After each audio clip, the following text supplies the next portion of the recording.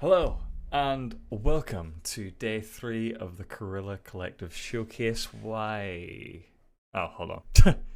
Our cameras were frozen, but now they're back. Hey, welcome to day 3 of Guerilla Collective, the indie game showcase to rule them all.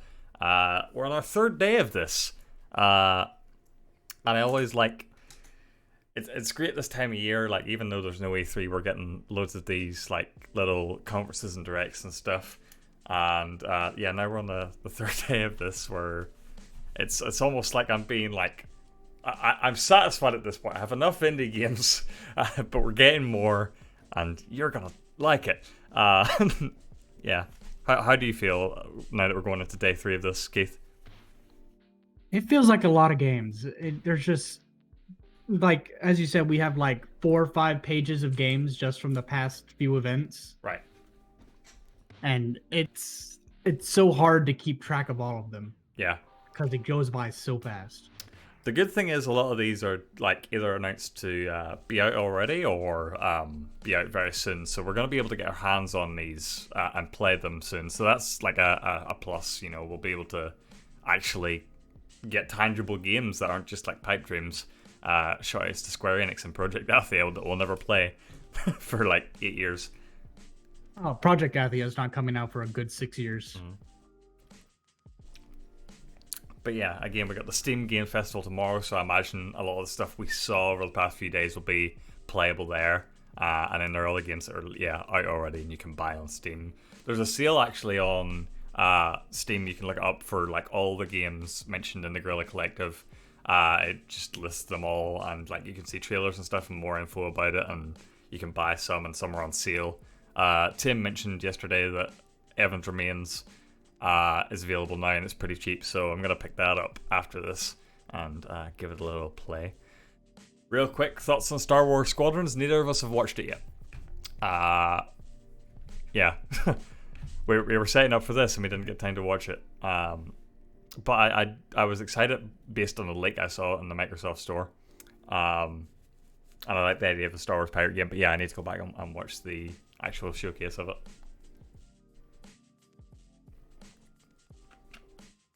Hopefully they don't run into any issues today. We had issues the past few days, especially yesterday, where they had to basically restart the whole thing. Hopefully everything goes back smoothly today. Maybe that's the reason for the longer countdown than normal. Right, They yeah, usually just start. making sure they're like staying up and staying smooth. Hopefully.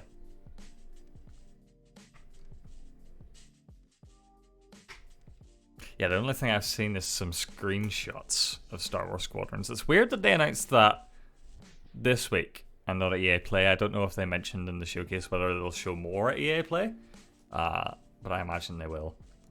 Something we know we will see at EA Play is Joseph Fares like basically announced on Twitter that they're going to be showing off some of his new game. He's the director behind A Way Out, famous for his infamous Game Awards Fuck the Oscars speech. So I'm excited to see what he's up to. That'll be EA Play on June 18th, so this Thursday. 7 p.m. ET, 6 p.m. Central Time, midnight if you're in the UK. So yeah, we'll be doing reaction streams for that, hopefully. I don't know who we have, but yeah. So far, it's me, Tim, and you. Good stuff. Okay.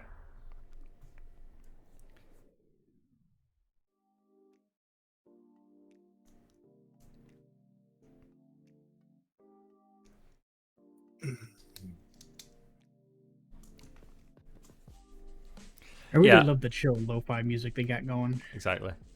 I was gonna say, I was wondering at the start of this, like, I wasn't sure how I felt about the fact that they repeat games across like lots of these. I think I'm actually starting to warm up to it a bit, especially since what we're seeing tends to be like different for each showcase. You know, like Haven, for example, will shoot up in a few places now, and like the first trailer we just saw like an introduction to like the world, and it was very, very quick and very fast. And then later we saw like a bit of a gameplay demo, and then later on we saw some other stuff at the Future Game Show. I think that's really good. It helps me remember what the games are and helps me like see, reminds me like what they're about and stuff. And you know, I think it's Greg Miller from Kind of Funny, like who's behind some of this Kind of Funny in the mix or behind it.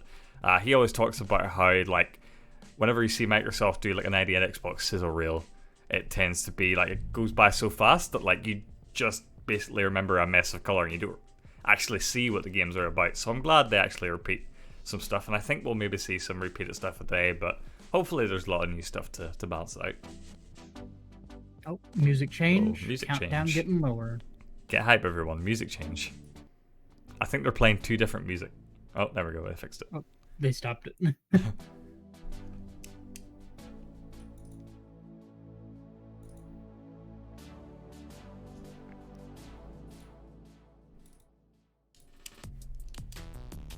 Ooh. Suddenly drop it. Okay. I'm hoping we see a few more RPGs today because we haven't really seen that many outside of the quick sizzle reels. Right. There were like a few. Would you count that game Morbid? Would you count that as an RPG or?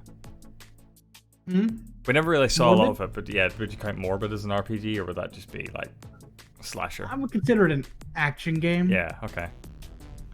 But you know, action RPG is a subgenre of RPGs, so. Right. Yeah. Yeah, I wasn't sure if we saw like some RPG mechanics in that game or whether I was confusing it with another game. There were a lot of like pixel art top down like actiony games yesterday, so I do confuse some of them. Pretty Rose sure is Finn. calling you out? Yeah, still dancing to Bug Snacks for sure. Always assume I'm dancing to Bug Snacks. Just wait till night's an RPG card game today. I mean, 6 of them at least. At least 6. Next time we do bets for like an indie games conference, that's going to be one of the bets. It's like there will be 6 card games shown today, higher or lower.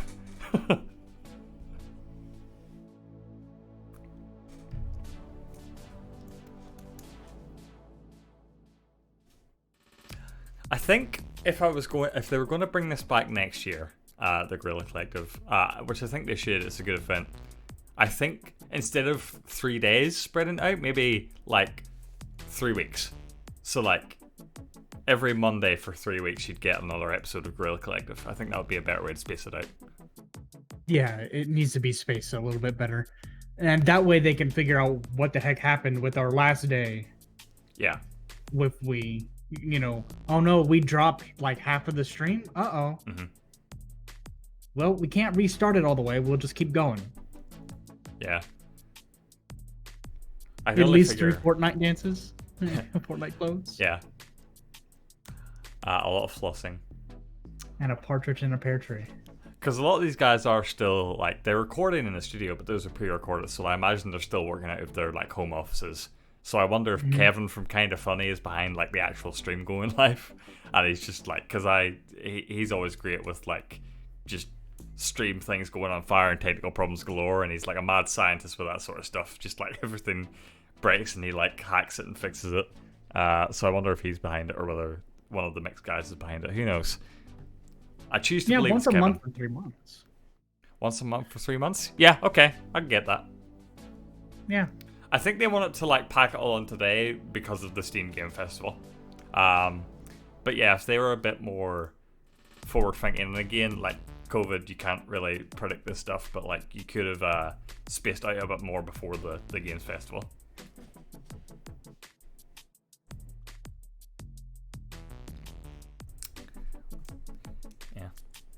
Thank you to everyone who's been sticking around all these streams. I know there's been a lot of them. We've been happy to like keep you entertained and keep our reactions going for this stuff. We're glad you guys are enjoying them. Again, if you've missed anything from the past few days, all is available on our YouTube page. And yeah, all the VODs go there. So you'll be able to see anything you might have missed from the first 2 days of Guerilla Collective or the PC Gaming Show or the Future Game Show. And this will be going up on YouTube immediately after, hopefully. I should have eaten before this. I'm hungry. Look, my breakfast was just coconut milk, coconut cream, and 2 scoops of protein powder. Oof. So I am starving. I can't wait for this to be over. No offense to the indie games, Yeah. but I kind of want to eat my lunch. Right. We're hungry for indie games, but we're also hungry for food.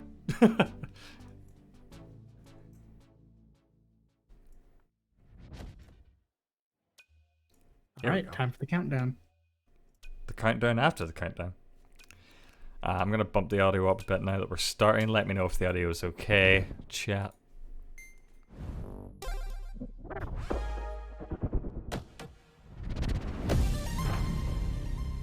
Welcome to the Guerilla Collective, a 3-day digital festival of game announcements, trailers, and demos streamed straight to you.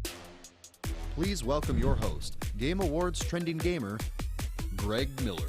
Greg Miller. Welcome back to the final day of the Guerilla Collective. For the last 2 days, we've been showing you brand new games, debuting trailers, and even releasing titles on the spot. But today's my favorite day, honestly. Today, the developers are going to speak directly to you about their projects in a laid-back live stream. You, of course, hang out in the chat, okay. They show you their cool games, up. and we all get to find our next favorite title. Sound good? Then, ladies and gentlemen, let's get into it. This is your final day of the Guerilla Collective. Alex, Justin, take it away.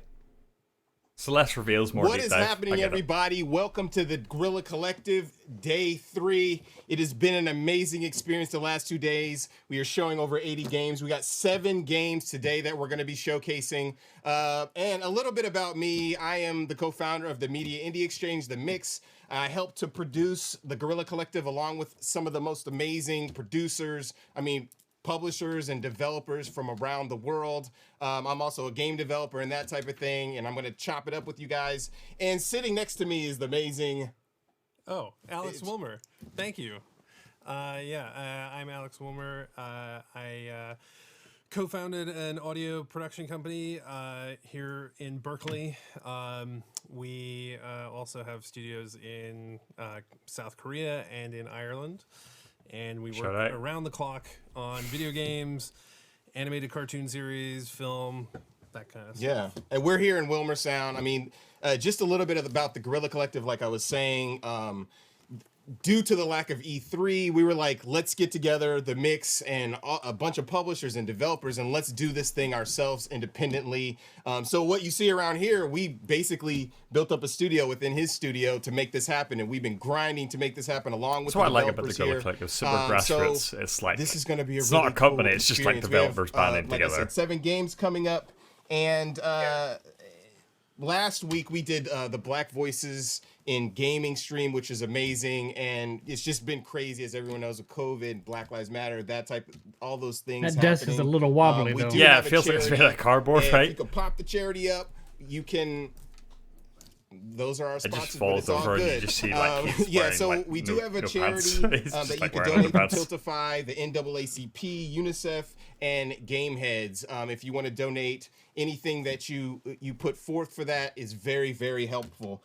So the next couple hours, we'll be showing you games, chat with teams, learn more about these games. Amazing creators, like some of them I'm a fanboy for. I bet you guys are too. And check out the chat because they are in the chat, even though you guys are clowning, folks. The cylinder is coming towards the end of the show, guys. But let's roll over to our live then. I think you just trailer and get to right into it. Twitch chat. This is Iron Harvest. Yeah, I think this might be live. Ah, cool. Peggy 18. All right.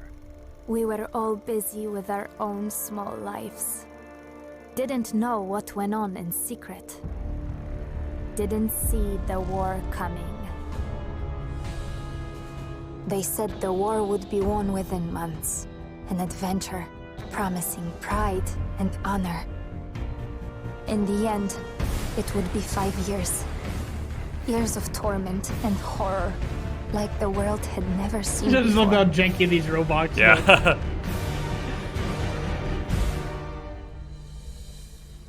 The Great War, that was supposed to end all wars, is over.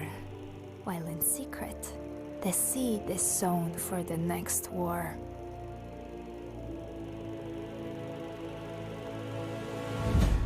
But this time, we're vigilant. And we'll fight.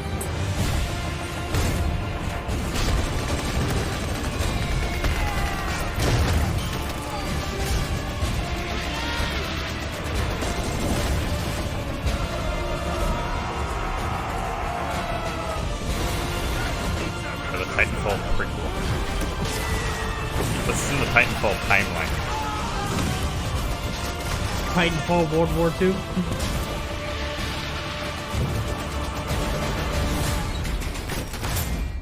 Iron Harvest. 1920.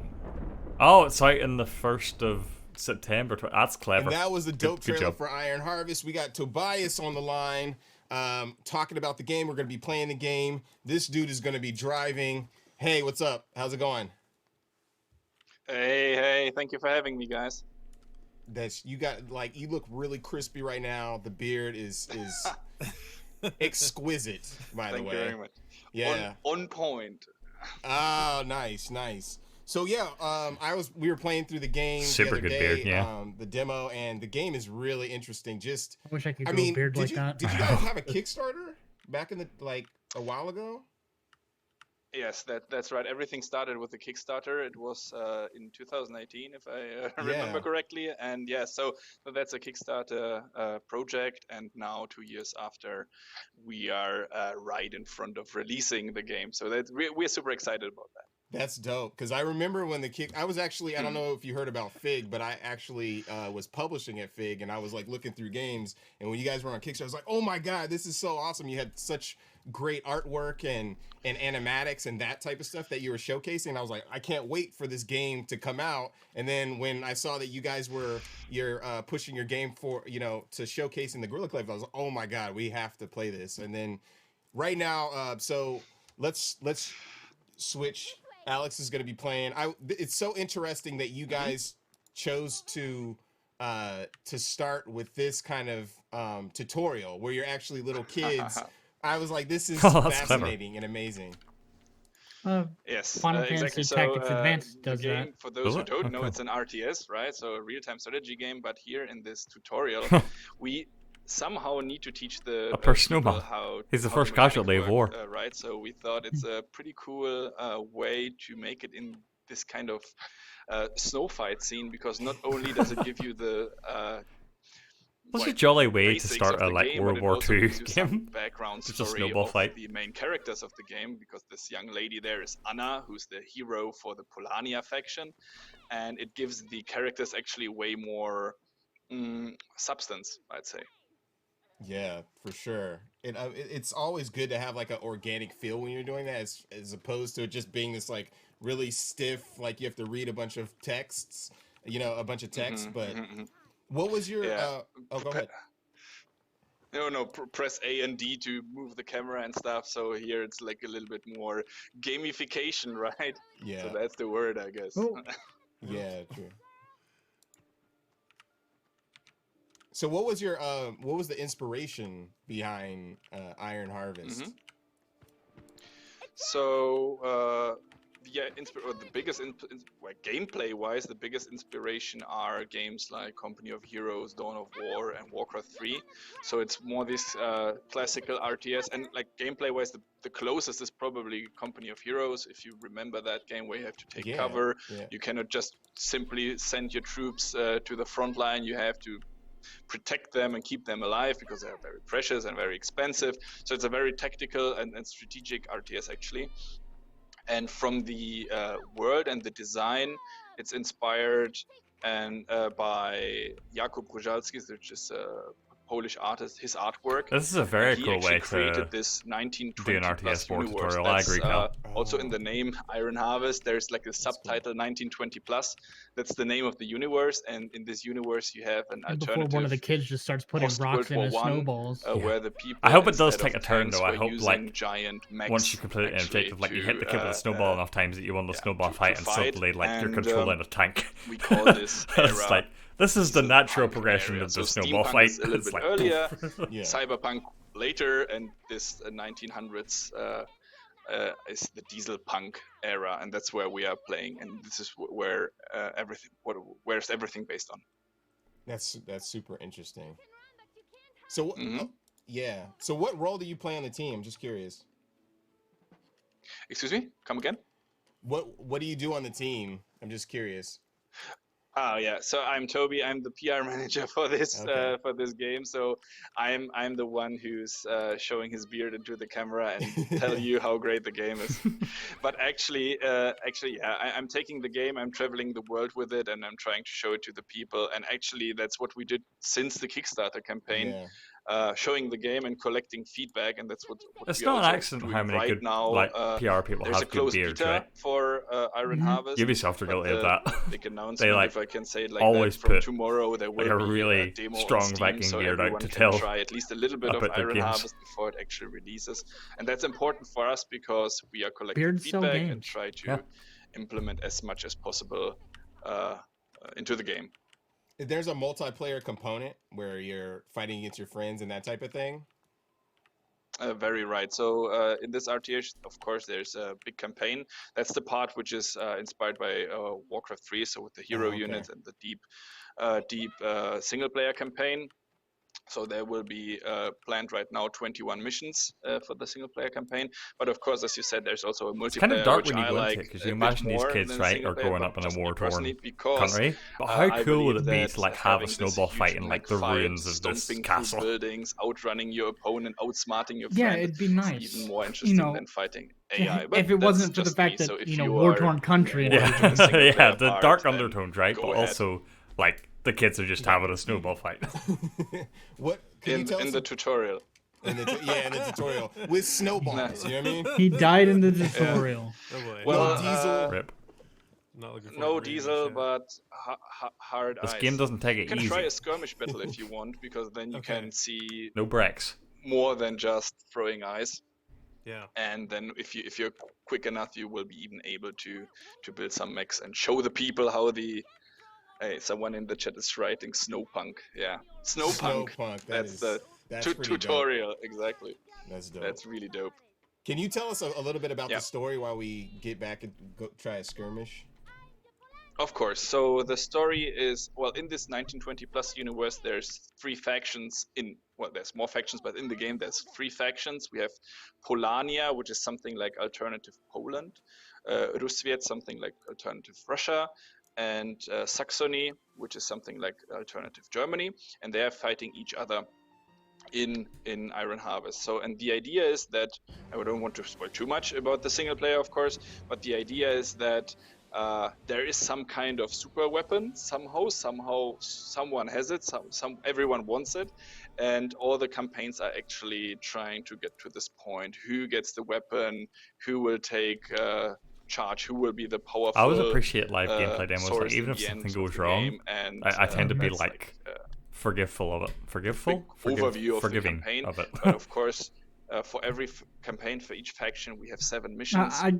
I like live gameplay, namely the fact that you get to angles see the and skill of the different parts person the game playing as from well. different views, and So eventually find some out people that who seems end up bad isn't that bad, dying. and so on. So there's Let's say in the some plot twists tutorial, and stuff, it's and not the missions fact that they're bad should be as gamers. That unique this as is live. This is You're gonna have to not an easy you're gonna game. have to run us through this as he starts getting things. And I will always take this over the Ubisoft So first of all, fake exactly. So that's gameplay the where they're on Company of comms Heroes and they're style like gameplay where there's no totally if you unrealistic think of communication. Command like, Conquer hey, something, you have look to at this collect your loot. Tiberium Whoa. here. You have to conquer those iron mines and Hey, oil pumps. I got and my they will then ultimate up. over time, You want to coordinate over there?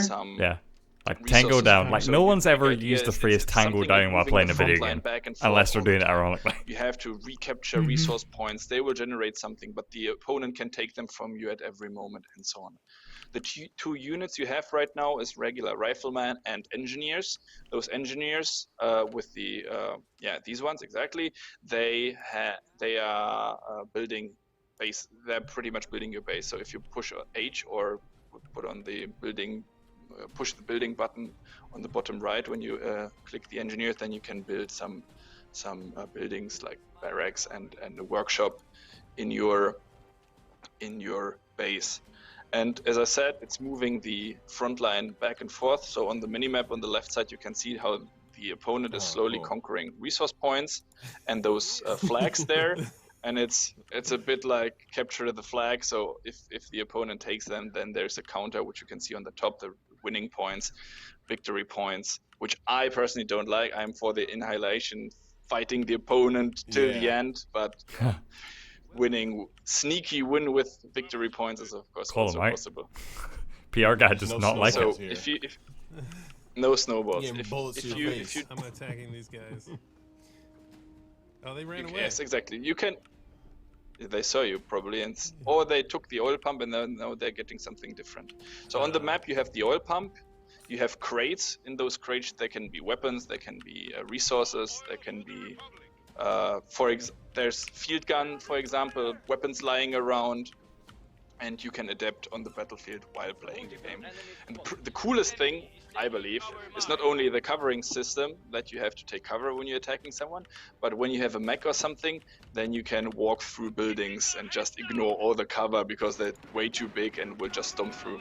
That's awesome. I would heavily recommend to start building a base, because you took all your units, especially the engineers who is not good at shooting, and you took them to calling them out on how the house button. If you click on the house button, then you can build, for example, the barracks. The barracks house or button, workshop. my friend. The house button. And put it in the base. It's the thing you neglected in the very first moment. Tobias is going in on Alex. Learning is fun. Yeah.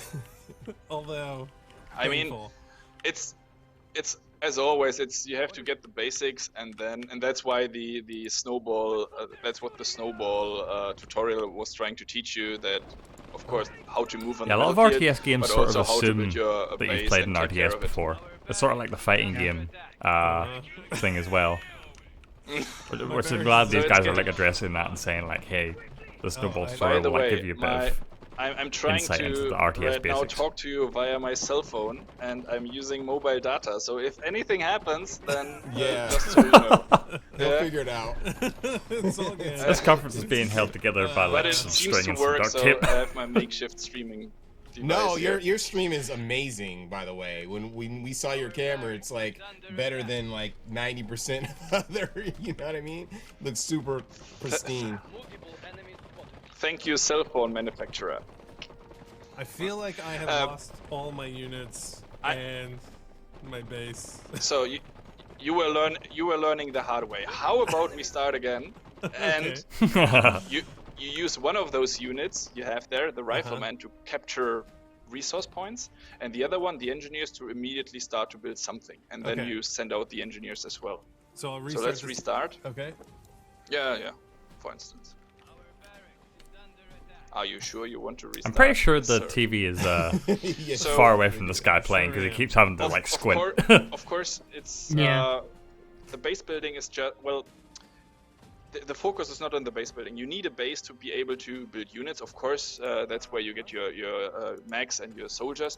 However, the focus on the game will always be on the front line of the battlefield. So what actually happens is that you're trying to protect your resource points at all time. You're trying to push the enemy back and so on. And what's really interesting, maybe you saw it when your units died. Whenever you kill a human unit, they will drop their weapons. So let's say you are killing, I don't know, a flamethrower unit, then you can tell your engineers to pick up the flamethrowers, and they upgrade to become flamethrower units. So cool. A potentially weak unit becomes a potentially very strong unit. However, you then lose the engineers and become flamethrower. So this gives you a lot of independence and flexibility on the battlefield, which is pretty cool. So let's say the opponent is attacking you with tanks or something, and you really need to get some cannons quickly to get them down, anti-tank cannons. Then just try to pick up cannons if you're lucky enough to find them somewhere. There's like a time limit. So we have to push for more resources. So you can either pick up the crates lying around. You can see them on the map. There are those white boxes. Those are weapon crates or resource crates. I see. Or those ones. And it's a weapon crate, so inside there will be a weapon, but there's also every time I see an RTS, man, I just get reminded that I need to buy and play Final Cut Remastered. Go to the resource points, then you can capture them as well.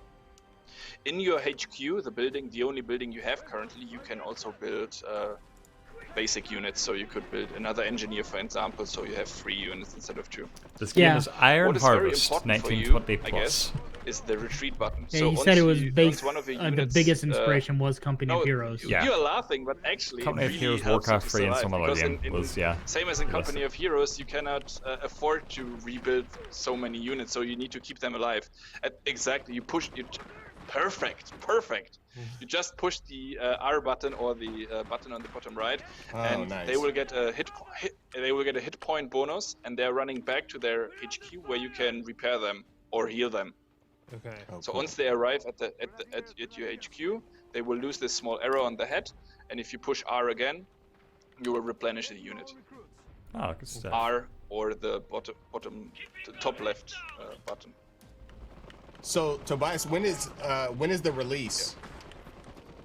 The release is on the but this joke only works in Europe. However, the game is called Iron Harvest 1920 plus 1920, which is the 1st of September 2020. Okay. Yeah. Love when developers Only works in Europe though, so it's in a few weeks. Don't apologize for the correct date system. Iron Don't Harvest try and is translate releasing, for Americans. But, and that's a very important and very cool part, from tomorrow you can get your We're gonna start a war over here. Sorry. So you can try it for several days. So it's from June 16th to June 22nd. You can try it, give your feedback, and try to stay alive a bit longer. Definitely be practicing. The game is awesome. It's very gorgeous. I love playing the beginning part of it. I'm definitely going to be playing it. You can wish said in list the it trailer. now. This is like alternate. Exactly. So Yes. go Steam, It's alternate Epic, history and whatever World shop War you One. like. This alternate Go history is there done, and and they're like you preparing can for the wishlist next it war. and So sort try of it mid if you World War go to One, Steam. World War Two. Thank you It's so like the much, aftermath Tobias. of It World was War One. amazing having you. Thank you very much for the invitation. It was great. Yeah, for sure. All right. The data system in Fahrenheit. That was you just gotta Iron get rid of. Harvest, King Art Games, Tobias. The game is really fun. It's cool. It obviously takes a minute to really get into. It's an RTS, but the game is... there's a lot of strategy in that game, which is really cool. It's amazing to see the dynamic cover too, the way that you go behind the cover and they automatically... Yeah, when you look at this, the passion of these devs and how it's well really they cool. craft It's this kind game, of and then thing you look at need, Warcraft 3 developed by plenty of time Blizzard, to kind of the figure out, obviously, the remaster, or the remake rather. But that's the kind yeah, of you thing just that sort of I it would sort of lose shines really light on how playing for sure. poorly they did. Okay, so up next we have Say No More, Marius. Yeah, we should all be measuring temperature in Kelvin. Roll the trailer, sir.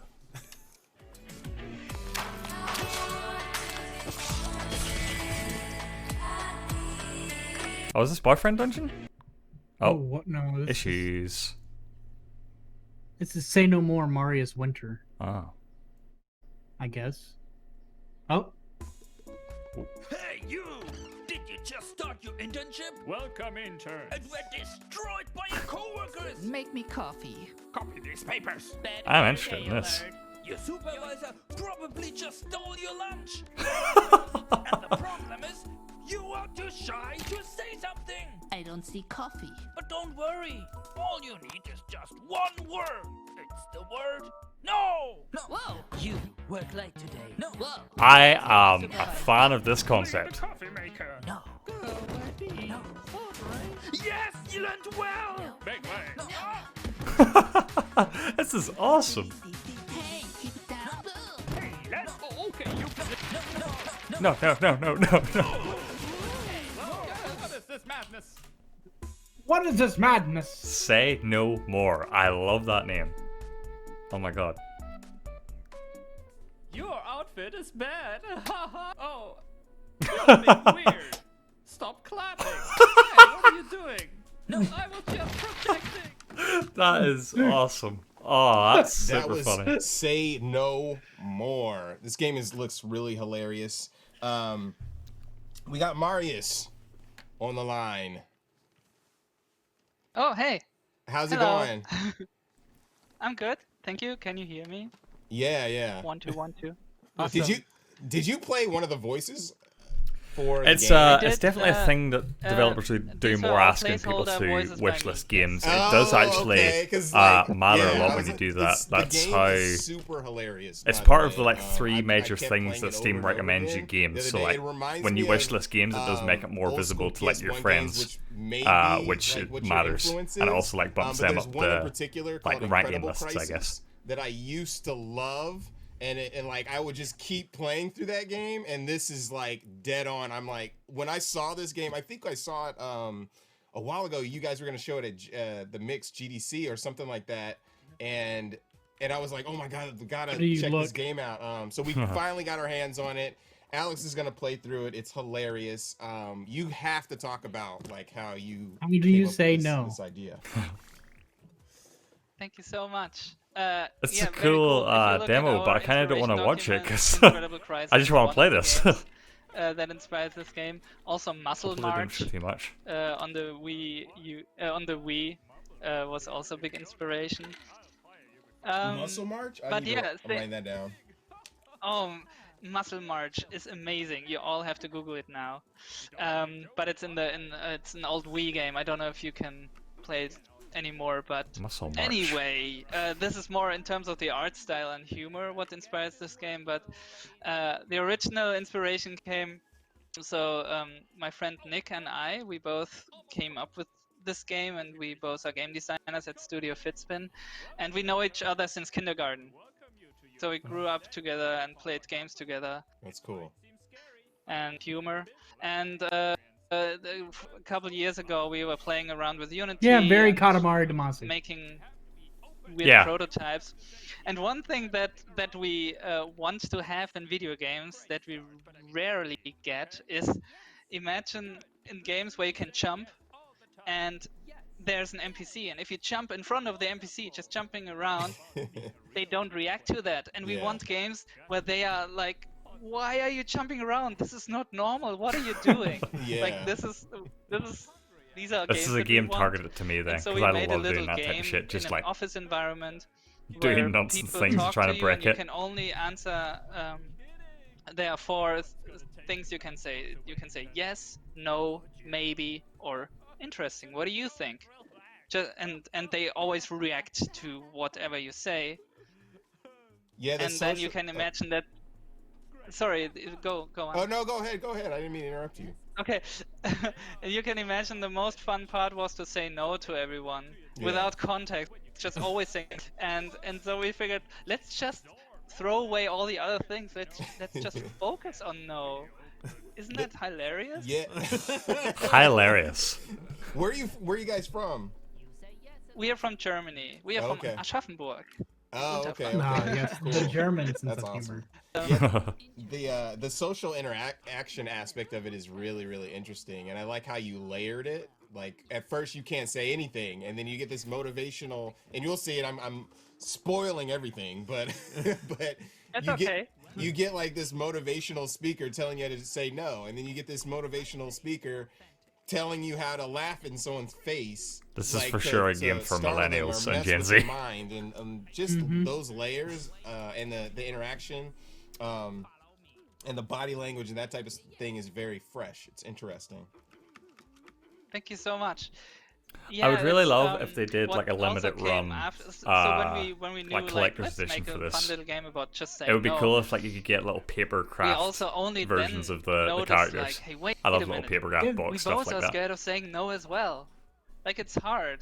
We would rather say yes in a lot of situations than no, and we noticed like, oh, this That makes is so a very much European sense that we thing, want to make this and like game. even in the We want to UK, be better at saying like no. saying no and, is just frowned it's not upon. like that we. And that's for no what reason. it's like in America. Yeah. Bad the workspace saying like no that. is. The office environment is just. But there is a sort of thing in America where, like, if you get bad service at a restaurant, like, things people will complain over there. It seems like, but over here, like, it's just like they could serve you like put me on a plate, and you just go like, no, oh, that's fine. I don't want to bring the waiter over. Because I feel like a bad friend if I say no. Yes. And so this game is about this. I think a lot of us have that trouble, especially if you're like creative or you know what I mean. Like anytime someone asks me to do something, I want to take on the challenge personally. So it's like I don't know. It's interesting. This is the Yeah, part. I know what you mean. Yeah. This is the part I'm talking about, though. The motivational speaker. This feels like a game I'll stream when it comes out. No. No. No. No. No. No. No. No. No. No. No. Try it on this jerk. No. No. Whoa, not bad. You can also say no in a different way.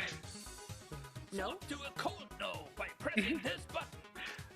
To swap back to your heated no, press this. Heated no. Stance switching. The choice is yours. No. Now show this meaty what you got. Chat, let me know right now. You're a cold no or a heated no? Outrageous say no these days. Gotta have that heated no. Use it. Jerks I'm like definitely a these cold no. lunch stealers Just like, always win. no. No. No. No. Exactly. No. But wait, there's more. Before destroying jerks with a juicy no, confuse them like heck Juicy. by laughing at them. I love this Hold part. this button to laugh at this dude. Or you can clap at them with this button. The choice is yours. I'm just gonna clap at everyone in this game. Good for you. Know him. Right? Laugh at idiots to feel better. I don't know why. Laughing idiots. This might be I my love this favorite game. game of the 3 days, yeah. I like this game. I'm gonna put a good mark by this. Yeah. I like it. Yeah, Like, this is what I laughing. was talking about. I like games where I can irritate NPCs. Yeah. This guy is So me. just doing a slow clap. To my channel. Yes, you learned well. Just subscribe to my channel. I like say no to this jerk. Did you see my new lunchbox? No. Excuse me? What did you say? What? He busted a combo on his face. You are just an intern. Fire that intern supervisor. No. No. No. No. No. No. No. Chase him down. No. Chase him down. Get your lunchbox. The dude was hiding. Okay, I was like, the dude was like hiding in the bushes. The planter. Oh. Sometimes they're nice people, and you could get a reward if you don't say anything. Oh, interesting. I was just rapid firing no everywhere. Try to find a nice person. This game supports spamming the space bar. Definitely. I wonder what you get if you find a nice person and don't say no. It's just like a guy like, hey, I think you're doing really well. Want to hang out later? Oh, yeah. you got blasted, son. You get like a collectible or something.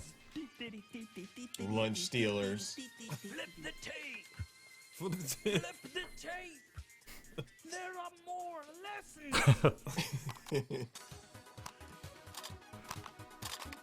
What happened? Did you got crushed by a jerk who won't listen to you, no? What a bunch. But don't worry, I'm here to teach you a new kind of no. When is this game being released? And like on what platform? Give me it now. Later this year. Okay. Okay. And I always joke about like in Iron Harvest. I also have a joke for the release. I hope we can release in November 9. Wow. 9 in German is November 9th. Okay, that'd be cool. That is amazing. That's amazing. I would go so far if we miss that date, we just wait a year for next November 9. Yeah, that's the way to do it. Yeah. That's so good. Or maybe not. I don't know. But officially, no, we don't have a exact date yet. But later this year. Is there I'm writing it down, November be a demo 9th. out for this for people to play? Or not yet? November 9. Yeah, there's also a demo on Steam. Okay. Steam demo. On the Steam Game Fest. So. Guess what game I'm bringing to the Play Day shout out to episode Valve for the demos. For, working with the Guerilla Collective and all the devs for to get our games up. I think we're all gonna have to play this one. Yeah, this is gonna be the first game we're talking about. I would keep this. It's solid, and this is coming Thank you from so much. No. like a VO expert. Like this is a sound studio. Thank you so much. I actually will voice a lot of characters, but we casted a couple more actors. So how much do you want to bet that Nolan North's in this game? There's more variety. Somewhere. The dialogue is hilarious. And so, did you write all the dialogue? I wrote it together with Brandon Gibbons. So okay. we basically, this was also The walk-in animation is just so sassy. There's like this was one of the technical challenges, like having building the tools for us to put in a lot of the creative choices. Yeah. And yeah, we basically in each level we just write in a big sheet. We just write the jokes That's from top great. to bottom, and it was just you just write them and then they are in, and it was. No, I'm awful. Yeah, it was a really fun experience writing the jokes because it was a lot of elements in this game is just like, here's a funny thought, I write it down and it's done. There are a lot of things where we don't think too much about them, and if they make us laugh from the beginning, then we keep in the silly stuff. Because there's a lot of encounters you have in this game. This is just the first of 8 levels. Well, we are not going to spoil the end of this demo for everybody. It's so this game is so amazing. Everybody wishlist it and check out the game soon. 9. But yeah, thank you so much, Maris. Where can they follow the game and where can they check everything out? We now have a Twitter account. It's Say No More is what it's called. Game. And also our webpage is saynomore.re. And yeah, this is this is where you get the news and all the news. Yeah, cool. I didn't practice this. That's hilarious. You were waiting. I see myself on the screen, like. You should have just told me no. You know. But yeah, thanks so much. The game is like really refreshing. You know, to see something like brand spanking new and different. Keep making these type of games. I think we need to celebrate this kind of ingenuity and interesting kind of design. So yeah. Very cool. Thanks for coming on. Thanks for having me. They missed an opportunity for a bit there. The way I would have ended that, were I the host, I would have said, no more, Justin. "Do you have anything else to say?" And then he just says no, and that's the end. That game is freaking Yeah, that would have been better. It's definitely up my alley. What we kind of funny. The mix. Call me for next year. Short with we get to see Dungeon. Boyfriend Dungeon. Here we go. Let's roll the trailer, please.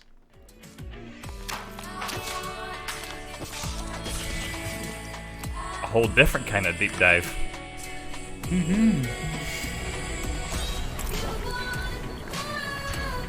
Whoa, this is well animated. That's a high budget.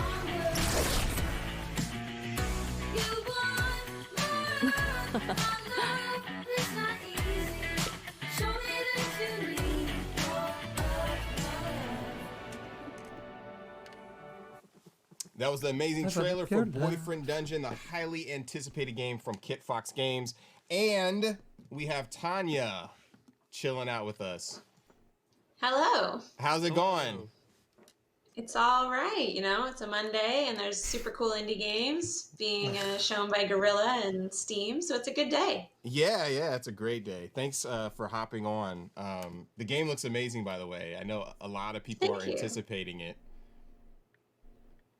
And we're we've gotten a lot of wish lists, a lot of attention, and it's a shame we can't, go to conventions anymore. But I'm glad that there's events like this so people can still find out about it and this game would have killed. What they like, and this demo has never been shown outside of a convention floor. So this is pretty nerve-wracking, but also exciting. Yeah, that totally makes sense. I remember like when we were this could be an earlier version, last year, we were earlier demo, because I remember they talked about a pronounced slider in yesterday's showing. Be able to showcase it. So tell us a bit about the game.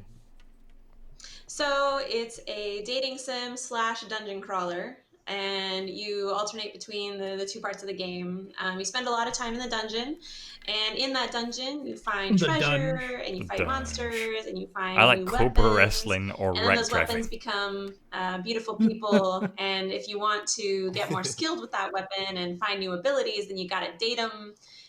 You could also just be friends. Platonic weapon relationships are possible.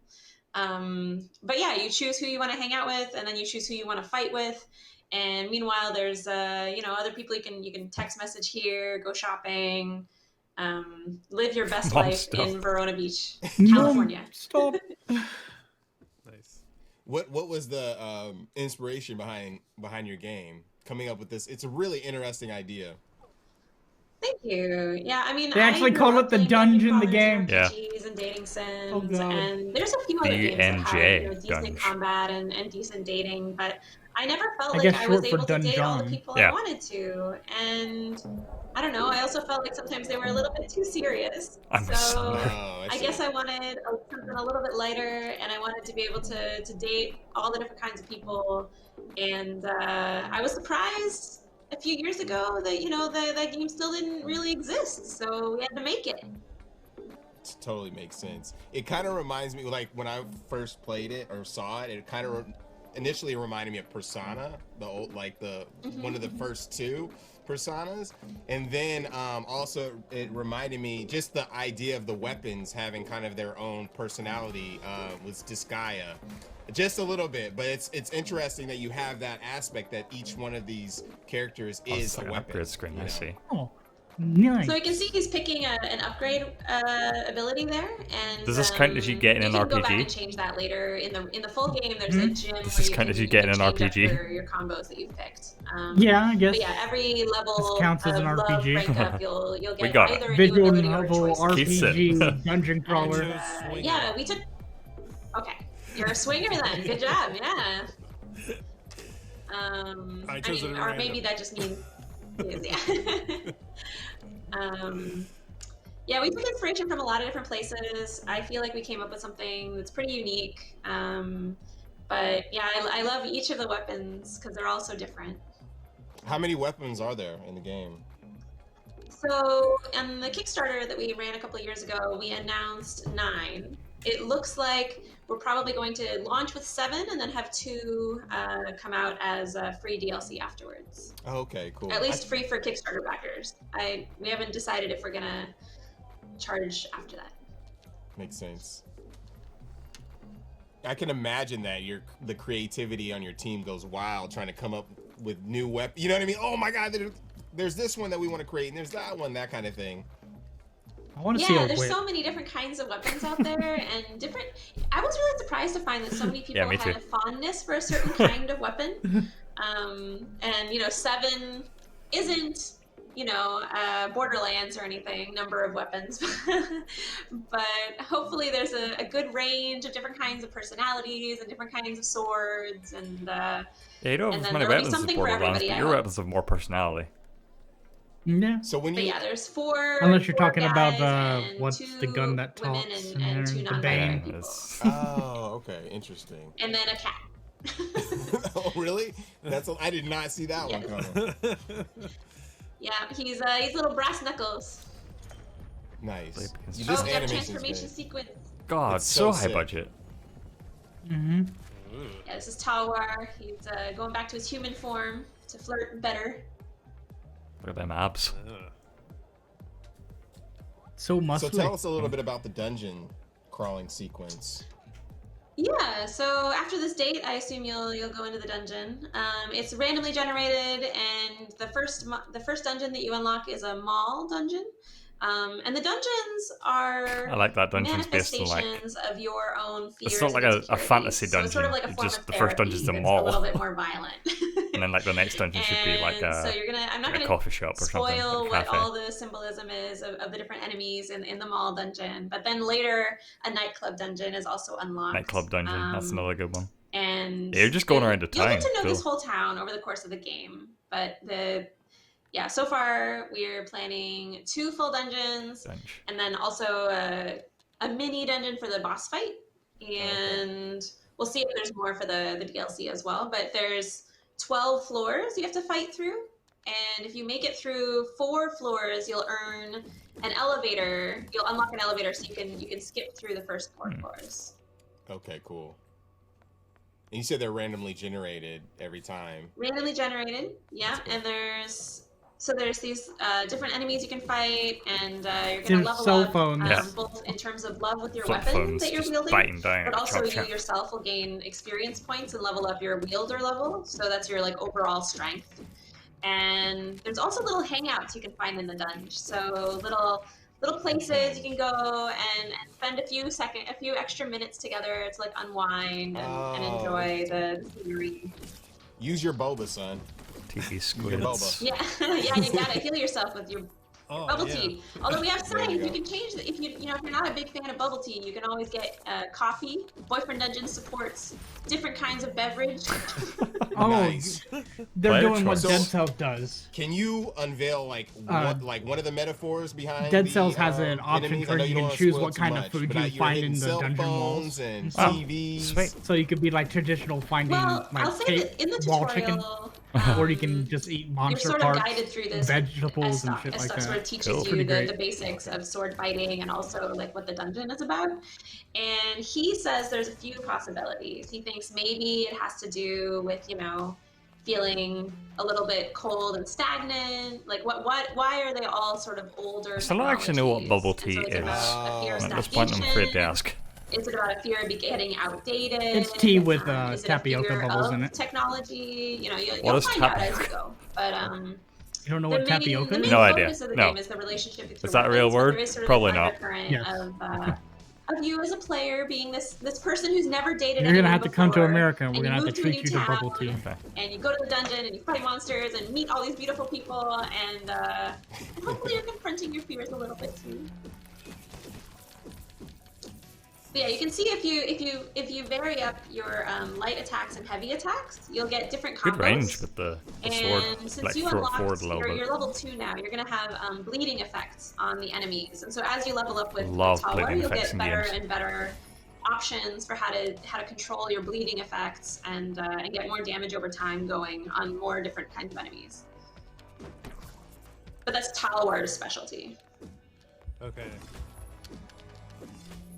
It's interesting. They clearly didn't I don't think there's a treasure run these chest, guys but through it like a depends if you wanna- series of if you wanna go steps they deeper, need go to get that do in treasure the chest. demo. I'm looking at your So like, minimap in the I guess upper even the right. devs don't know how far this guy's gonna get through Is the it content they're trying to show. Is that what that is? The staircase is how you move further Exit. down. Oh, but there's a treasure it's chest. yeah, right over down this way.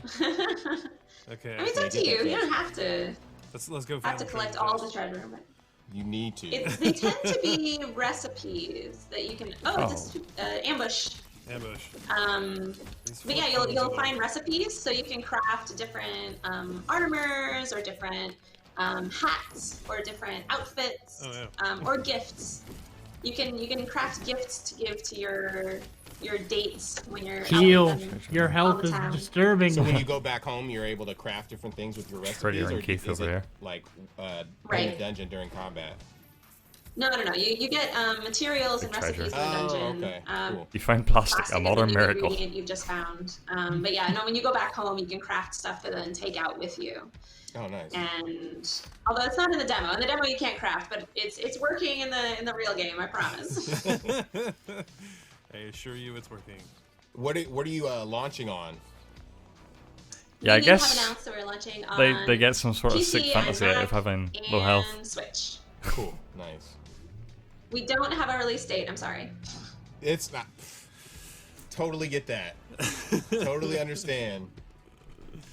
It's The ready when it's ready. pandemic and everything is making it difficult. I think we had wanted to announce a date by now, but well, we're doing our best. We want the game to be really good. That's what we really want. We want all of this to be as good as it can be before it gets out into everyone's hands.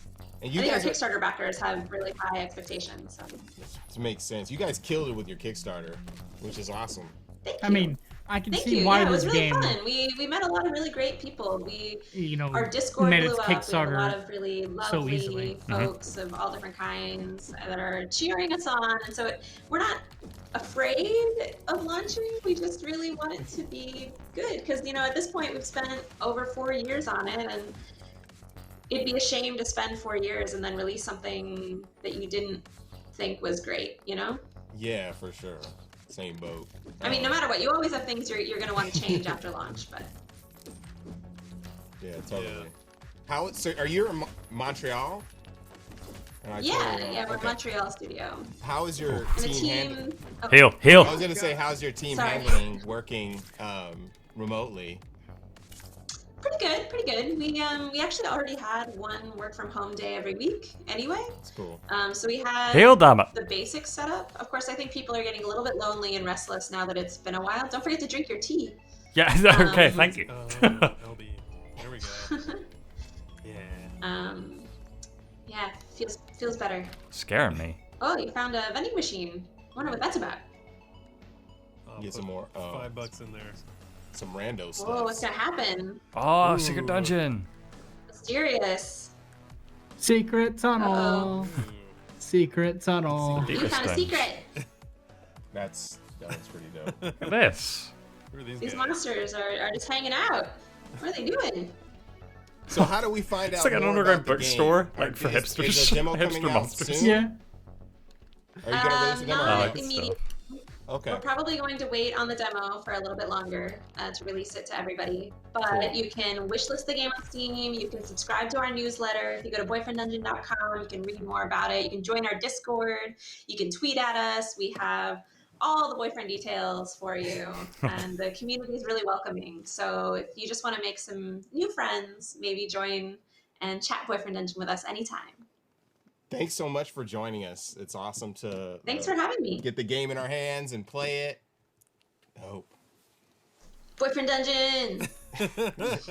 Thanks, Tanya. Bye. Still no release date, which is kind of Boyfriend Dungeon, understandable but disappointing. It's crazy. It's they said awesome. to want it to have a date by now, so I imagine might be COVID let's related. shout out our sponsors. Oh, 30XX is coming up. They've been amazing, helping us to make this happen. A lot of really good ID games. Xbox, Razer, Wilmer Sounds for helping. Iron put Harvest this is together. probably We the also game, wanna one shout of the games out so to far where our I'm like sort media of sponsors, not totally IGN, in, but like GameSpot, even then I thought it was a Twitch, good of demo. course. The ID at Xbox folks are working with us on Mixer. While It they're couldn't have doing been the sponsorship possible stuff, I'm without gonna you go guys. to the bathroom. This is all an independent collective of developers and publishers, and they really believed in what we were doing for the movement. Also, you can contribute to the charities that we have during these crazy times. UNICEF, NAACP, and the Game Heads through our charity link below. It's definitely will help some folks out. But up next, yes, we have 30XX, the sequel to 20XX. Run the trailer.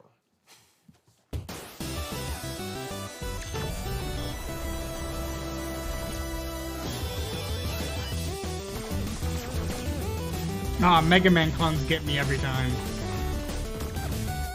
I'm not good at these kind of games, but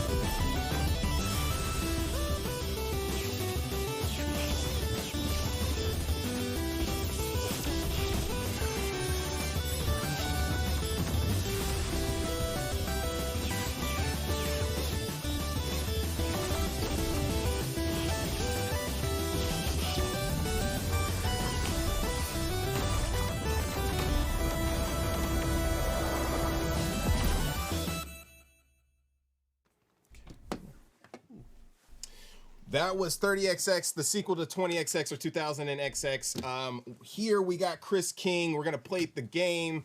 Highly anticipated. How's it going? Hello. Good.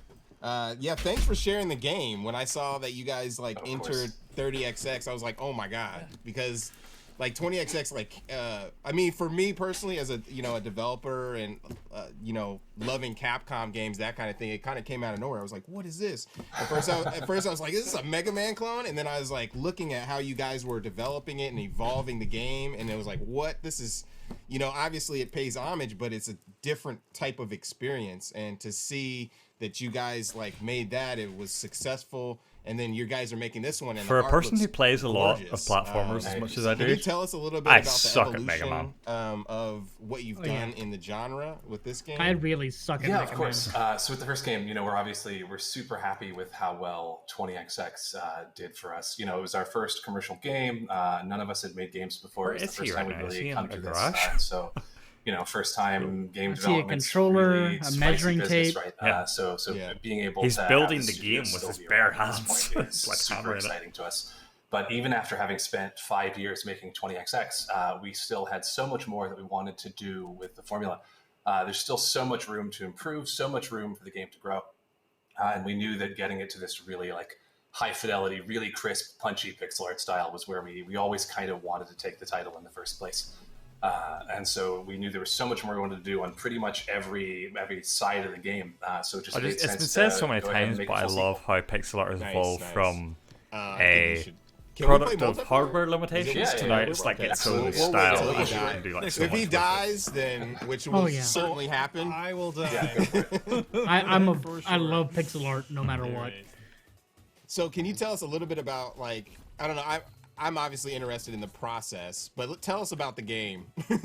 Sure. So 30XX is kind of like co-op roguelike Mega Man X. So it controls a lot like the classic action platformers of the 90s era, except with far crisper controls than are possible during that era, because we have much better like PC refresh rates now, right? So we're able to process your inputs way faster. So it's going to be crisper than was ever possible back then. But so it's kind of like that action platformer style, but everything's randomly generated every time you play through it. So the level sets you're going to see are going to be different. You're going to get powers in a different order. So you can make that jump. Yeah. And your dash by default should be on either right bumper or right trigger, depending on your settings. But we don't practice that right here. Whoop. Yeah. You did. This is a fun piece to get right at the beginning of a demo. Maybe we'll see co-op after all. So hit those little crystals as you go. They spawn little platforms. Oh, that was fast. We're going to pretend. No, that was very obviously on purpose, so we can test. Because we're doing co-op. You know what I'm saying? Bingo. That's exactly. So go to that little hit multiplayer, hit couch co-op, and then hit A. It looks like they have a slot open there for online co-op. They just haven't rendered it in. Yeah. They said online co-op will be available. Cool. You're gonna have to run through this because playing this style of game and then asking questions is a rough business. It's tough. Yeah, you really gotta focus. So you're moving around, you're dashing. If you jump while you dash, you're gonna do like a long jump that you can cross much bigger gaps with. Wait, so you dash? This is interesting. Playing. I know it's hard to play games while doing an interview, but come on. And now I can't even get up. Oh, I get it. Okay. I'm definitely gonna be the blue Mega Man. Go a little higher, and then you got it. There you go. Nice. Okay. So like, the first game was 20XX, and as far as I know, like 20XX is that's awesome. It's cool to play this. It's directly like ripped from Mega Man. That's the year the game takes place or something, right? As a kid, you always wanted to play these style of games with somebody. So having that component is very. It's super hard to talk and play at the same time. I'm a victim of it. We're all streamers. We know. I really just wanted the ability to have some kind of cooperative play in these kinds of games, because we always wanted them growing up, right? Growing up, you had to share the controller. Yeah. Your brother wants to play, and you have a really hard lesson very quickly about having difficult chunks at the beginning of a demo that's streamed in front of a bunch of people. That's good. The game is challenging, which is great. It is challenging. This is a very early pre-alpha for us. Have they said like whether it's just two people? It seems like there might be space for more. But I think it's just two people. Since we're going to throw random level pieces at you, every so often we're going to have pieces that are maybe a little more difficult than we intend to be really early at the beginning of a demo show up. Like, this looks much more reasonable. No required precise wall jumps. Just probably where you ought to be on level 1 of a demo. I have some work to do after this. But I learned how to jump, do a... And that's a lot of... That's an interesting point. That's a lot of what these indie devs are missing from the physical conferences. Like, normally they would have the demo there and they would have a full day of like people playing it and breaking it and doing weird things with it. And then like that night, they would just go home and like fix those bugs that just came up that day. So it's like a playtesting, like mini playtesting environment as well. Like pretty unfriendly for a game like this, where we expect you to get through on one shot. Which is cool. Like you have the Steam Games Festival. It's just like you don't have the devs over the shoulder watching you play. You just have like diagnostic so data, I in guess. 20XX, there are 4 basic level themes you play through twice every time you play through a run of the game. And you don't have to go to a live event and wait in a 3-hour-long line. Yeah, that's the one thing. Yeah, you don't have to wait in line. Only to be told you can't play because they're closing. Right. Not complete control. So like in a Mega Man game, you finish a stage and there's 7 stages left, right? And you can pick whatever one. Yeah. Oh, you're getting chased. Run. Got smashed by the wolf spikies. And maybe don't touch the fire. So the big thing you're noticing here, and this I'm not going to to blame the fire on that guy because that seemed like part of the background. That you're making progress. Each of these runs has gotten further than the last. Yes, we're getting better. You absolutely are. We're learning machines. So it's a roguelike Mega Man. Each boss, each main sequence stage has his own entire unique set this time. Hopefully they talk about like what you get when you die or when you complete look at that. See that? area. I learned. Not even close. I'd love to see it. Whoa. It's possible these guys will never make it though. Oh, it's this. Yeah. I'm gonna start. There it is. My blue guy's getting further. Yeah, go. Okay. So this should also still work in the demo, but if Ace holds B for a couple seconds, you should be able to like teleport up to your teammate. Oh, what? B? Just a co-op feature. And then let it go. Oh. That's nice. cool. Yeah. Oh, schnooks. Old carryover feature from 20XX. It's important.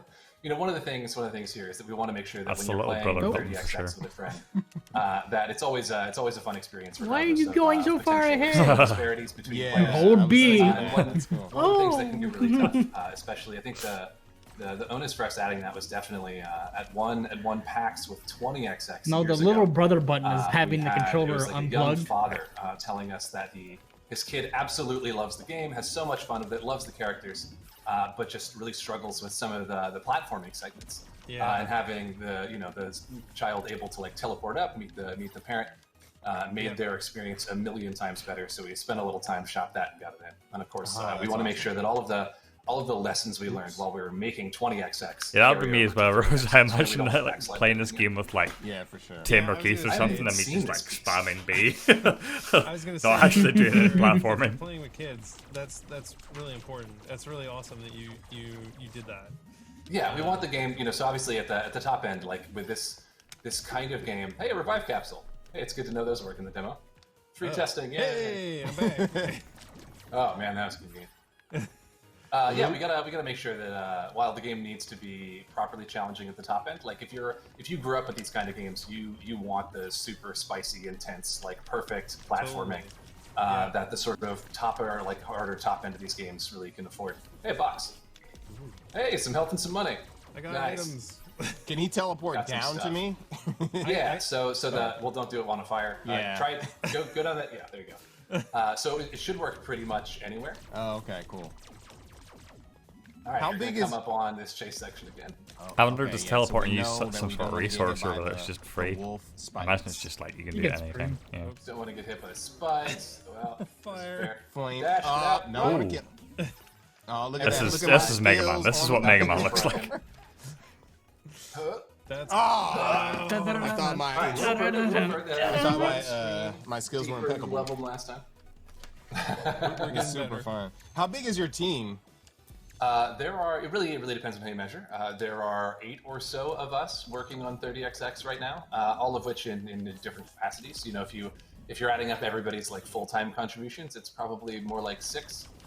It's myself doing tech creative design. We've got 2 lovely artists, one doing characters and sprite work. That's Clever Kataki. If you recognize this kind of sprite style from either like Rogue Legacy or Chasm or Duelist, it's the same guy. Oh, yeah. Cool. The tiles and the backdrops and all that stuff is Fabian Jastrzemski, German environment artist. They've both been lovely.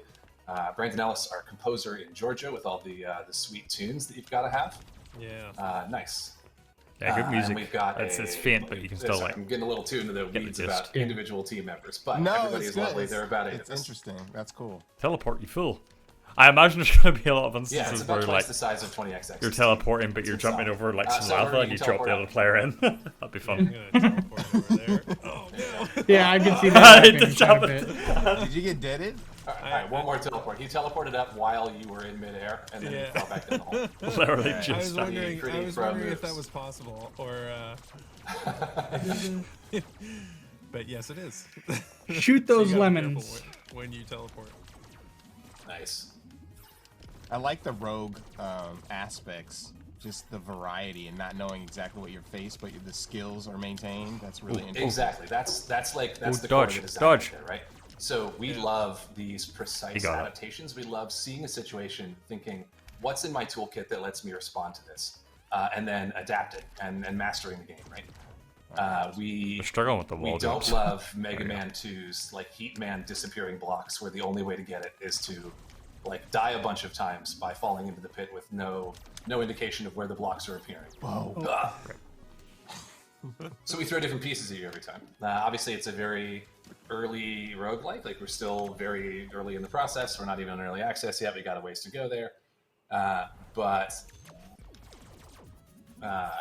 there's still a pretty decent amount of These guys are just forgetting to interview and just really enjoying playing the game. I appreciate that. Do you have a date?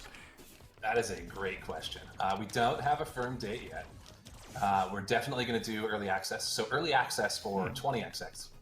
If anybody watching either played 20XX or saw it during early access, you know that we were in early access for 2.5 years, about really a long time.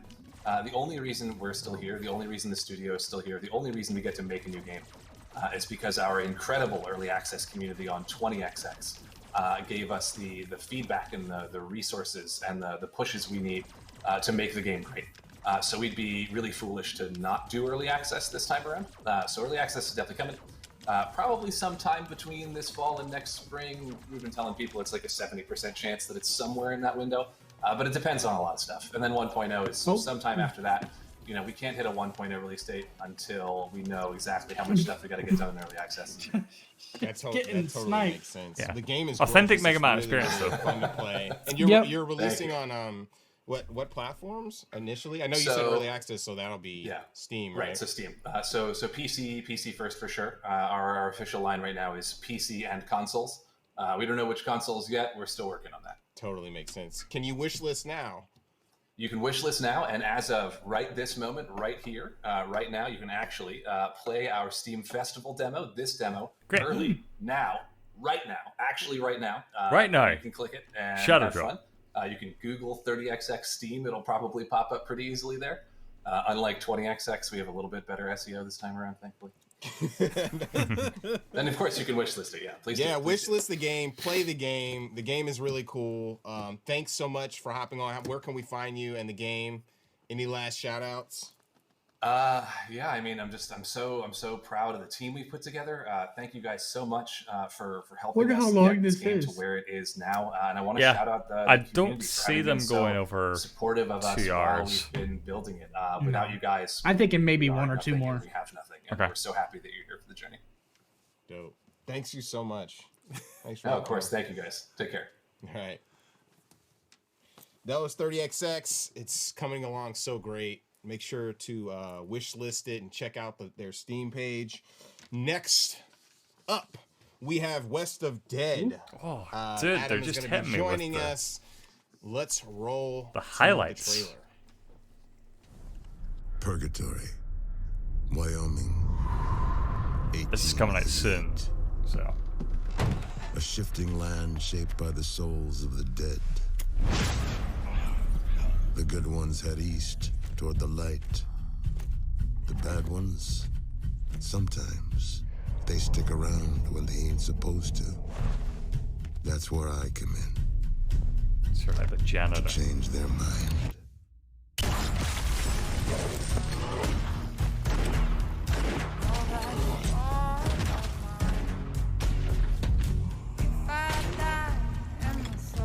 I got a job to do. But it ain't always that simple.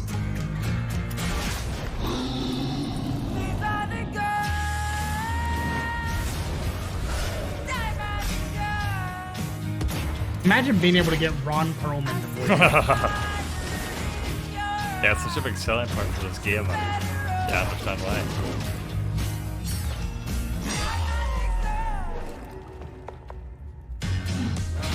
Some say a coward dies 1,000 deaths, and a hero only dies once. I can't wait to figure out more about the main character, though. I says, like, will he was once human, or who keeps coming back.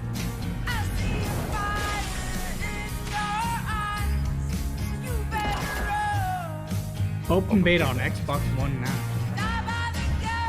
Too bad I don't have an Xbox. I think this is Xbox only. That was the amazing On trailer. PC? That's West of Dead. We got Adam on the line. What is poppin', Adam? How you doing? Can you hear me? Good, very good, thank you. Excited. I like your poster. Logan is sick. Oh yeah, I've got loads of rubbish up here, loads of dumb stuff. Loads of dumb stuff. Yeah, so we've been playing the game. Like, congratulations! It looks Nerds amazing. love showing off nerd crap. It's so awesome to have the actors you have involved with it. The game is gorgeous. Lucky. Yeah, how did that even come about? Well, I'd like to say it was completely by design, 100% skill. It was our plan the whole time, but really, it only happened. I should have got Ron Perlman on for the interview. With Raw Fury, and they saw something a lot bigger in the game than we had the confidence. Being British, we're low on confidence. So they had a lot more confidence in the title and what we were making than we presumed to have. So they said, "Oh, you guys, who would be your ideal, actor to be the narrator in this game?" And we were like, "Well, Ron Perlman." They'll never get him, and they did. So we thought they were joking most of the time, and then they said, "No, we really have got him." And so that was a bit of a dream come true for us, to be honest. This guy is like super British. They've been amazing with the, super British. We got him. We got Ron Perlman. Some exclusive stuff was Captain awesome. Brit. I mean, we've been following this game for a while. What seems missing is a Doctor Who poster in the background. Adds notoriety, but also to the theme, because it sounds so rich. Yeah, no, definitely. He was, by far the top of our list. So, we're very, very lucky. So tell us about the game and like how you came up with the whole idea. Your team came up with the idea and the design. No problem at all. So everything just looks so clear with what the we usually like to say is that which is great because has a very clear idea. It's going to be tactics heavy, so you're going to want to be able to see things clearly. It was very much a bucket list of things that we love. So we love comic books and we love different flavors of shooters and we love like horror games as well. And we had all these different ideas about things that might be really fun. And we decided to try and put it all in one package and see what happens. Luckily for us, it seemed to come together into something that a little bit has of Bastion its own sort of voice, which we're quite proud of. What's the other one they made? So tell us about a little bit about the mechanics. Transistor, Bastion. Yeah. Fire. So as you can see, what's the new one though? Hades, You can see straight away that we were, trying to meld two different shooter genres that very rarely have anything to do with one another. So we're big fans of twin-stick shooters, but we also wanted to see what could happen if we brought cover mechanics into the center of the twin-stick experience. And that was quite novel for us. We hadn't seen that done, like that shotgun blast didn't and that meant quite kill him necessarily, but it did stun him. And testing as always to try and figure that out. But we're trying to get this clear sense of like a Western style gunfight where you crouch behind cover, count your bullets, dash out, that's cool, do some damage, and then get back into cover again. And nearly every system in the game is to try and do one of two things. The baddies are either trying to get you out of cover. Shotgun has a range, my dude. If you're out of cover, they're trying to get you back into cover again. So it's got a very quite unique staccato pace to it. And the cover is breakable and explodes and stuff like that as you go along. So they're trying to destroy the cover while you're trying to kill them. Absolutely, yeah. So with the classic Western shootouts, you'll dive behind cover, reload your weapons, and you have a boost to how quickly you can reload when you're behind cover. So there's good reasons to get in there. But cover doesn't last forever. The great thing about it, though, is you can shoot from cover with complete impunity. If you're behind cover, even if you're shooting, the cover's going to take the damage, not you. But it doesn't last forever. Nice. Oh, sick. That's really cool. It does definitely look like a living, breathing comic book. Soundtrack's pretty good. Thank you very much. I can barely hear it. Exactly what we were hoping to hear. All the characters have a lot of like interesting design. He's got the red cape and kind of like the Ghost Rider flame, but then he has this like, I'm an art dude, so like, looking at that, this is the first thing I kind of key into, but he has like the slash across his skull, which is really like makes him stand out. Yeah, I could definitely see figures and stuff made from this character. Oh yeah, definitely. I think a lot of our sort of love for different comic books shone through in a lot of the designs, especially when it came to like the main characters and that appear in the title for sure. Very good. You're playing well. Oh, as you can see, we've had to use quite a lot of interesting things with the different weapons you have as well. So shotguns have a very short range compared to rifles. And there's about 4 different flavors of weapons. There's rifles, shotguns, pistols, and revolvers.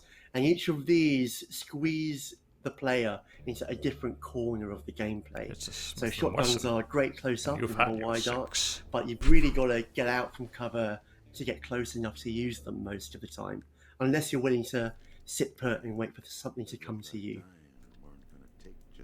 So can you tell us about or tell the world about the story and the narrative behind what's going on? Yeah, love to, absolutely love to. So we are doing quite a riff of the kind of like a stranger in town, sort of classic Western style story. You don't know who you are, you don't know who you were, but you know that there is a new place that you need to clean up. And but this place, different from other westerns, is set in the afterlife, but not your classical Christian style afterlife that we taught. It's its own place. It's got its own kind of lore, and this is a place which is shaped by the memories and fears of the souls that are stuck there. And normally, the souls will pass through. Everything's fine, and they face some kind of judgment. The good ones head east, and the bad ones ascend west. But for some reason, Purgatory is stuck. People aren't leaving when they should, and that's because something's gone wrong, which is what you're there to sort out. I'm really excited to find out who this guy was. That was like a money shot for sure. If he was ever alive at all. I can't wait to see some of the bosses. I bet you it's like the design is trying to solve this problem. Why he was designated. That we've had a lot of fun designing. Who he was designated by? Did he designate himself? There's so many questions. I love it. The structure is a kind of a roguelite structure, so you never know what's around the next corner. We want that to.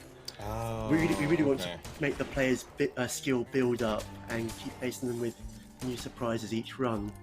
But trying to mesh that with a clear story is a bit of a challenge, actually. Yeah, so we had Rifle seems better now in these early stages. We had to start thinking about the story I bet you're gonna not need as the a straight shotgun line, to but as a spiral that goes back around and back around to the same points. And what can we tell the player in these known little areas of the game, and which is usually in between levels, it turns out. So there's a little cast of characters who will tell you a bit about themselves, a bit about your past, as well as recurring antagonists that you'll come across as bosses as the game moves forward. So is it the enemy distribution is randomized, and are like is the cover randomized or the levels randomized, or just mostly the enemy distribution? It is. So every room. Sorry, you're speaking to the coder here, so stand back. I'm going to start going into detail. Go in. So every room that you're in has been thought of as like a dozen different flavors of encounters. Cool. So there's lots of different places where it might be a good place to have cover. It might be a good place to have a column in the way. And then also the rooms are all combined in different orders. The contents of the room is different every time. And also we have basically a magic bucket of baddies that we put in a certain number of points, and you say give us 30 points of baddies, and it will shake itself and then pour out a few baddies for each room. So that allows us to have some degree on the exact number of enemies that you might have, but we kind of make recipes of enemies. So we always want to have one of these guys as a minimum, but we can never have more than 2 of these types of baddies. So when we throw that through a computer, we end up with what we hope is a best of both, where there are rules and structure to the kind of encounters that you have.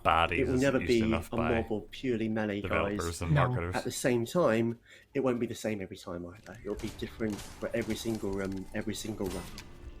Oh, that's cool. That was a good hit. Yes. I was wondering about health because I was like, it looked like I went to a room where I was like, was I saving my progress there? What was the? That's right. Yeah. So if the skull flashes in the bottom right corner, yeah. So that ring, those are save points. So you can recover your run back from there if you haven't died. So if you have to go and make a cup of tea or coffee, you can come back and continue your run from there. Got it.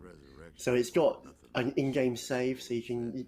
Runs can get pretty long. So if you're like, oh, I'm an hour in, but I don't want to lose my run, you can stop and come back later on. Okay. And also, it's a roguelite, so there are extra abilities that you can permanently unlock. For example, a health flask, which lets you have 1 heal per run, followed by a better health flask with 2 heals per run, or rather 2 heals per level. And these things start to give you just a slight leg up at the start of the runs. So depending on how confident you are, you can, if you really need to, grind it a little bit just to give yourself a bit of a leg up. Or if you're feeling, super on it from the start, you can get further without having to die too many times. This game is West of Dead looks dope, man. It's so good. Yeah, it's really cool. People are gonna definitely enjoy this. So right now, can you wish list on Steam? I saw that you can play the demo on Xbox, right? Yes, you can. So you can play the demo on Xbox and Steam. It is currently on an open beta. That's what I wanted to hear. And nice. I think I'm meant to say this. I can't see any notifications popping up. So if you play the open beta, I think you can get a discount on the launch, which is on Thursday. Ooh, discount for playing the beta. Thursday is the launch, so everybody pick that up. Make sure to definitely check out this game. It's really awesome. Thanks for joining us. How can we find out more about you and your team and anything else you want to talk about? Yeah, please. So we are Upstream Arcade. Google us. We should be there. I won't do that right now. But, yeah, Google us. Find out a bit more about us. And this is West of Dead. And yeah, the team got a very small team, only 4 people. Oh, really? The central team. So we're very excited / nervous and hope that everyone has a lot of fun playing it. Cool. Thanks so much. Thanks, Adam. That was West of Dead. The game is cool. Shout out to Raw Fury again for hooking them up with Ron Perlman and just being amazing publishers. Next up, we have System Shock. Oh, check out the trailer.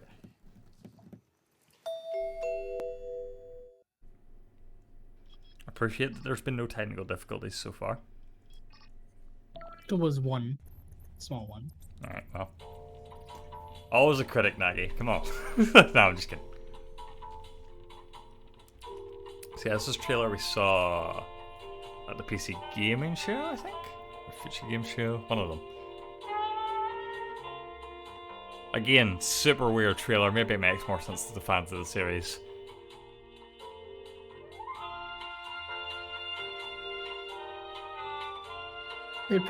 I don't know if it makes more sense because it makes 0 sense to me.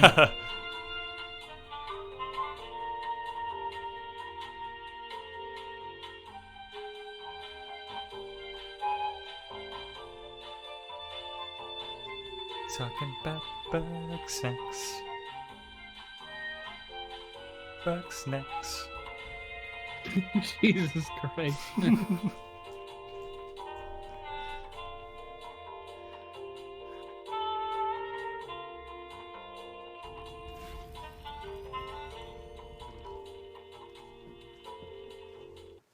So that was the System Shock trailer, which we showed yesterday on the Guerilla Collective for the first time. The game looks really amazing. Here we have Stephen Kick, CEO of Night Dive Games, and it's great to have you here to talk with us, the CEO of Night Dive. How's it going?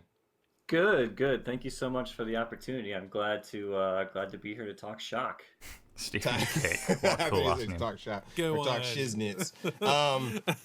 No, it's so awesome to have you. I'm a big fan of like a lot of the stuff that you've remastered and the games that you've worked on previously. I think I was talking about like maybe a week before we knew you were, going to be on the live stream about like Turok and Sin Gold and just a lot of the games that you guys worked on, which were a big part of my childhood, with my like Voodoo card, Voodoo 2 card, VFX chip card and my like janky Celeron processor, but playing all those games back in the day, they're like the first 3D games. So it's cool that you were able to jump in and have your team work on System Shock.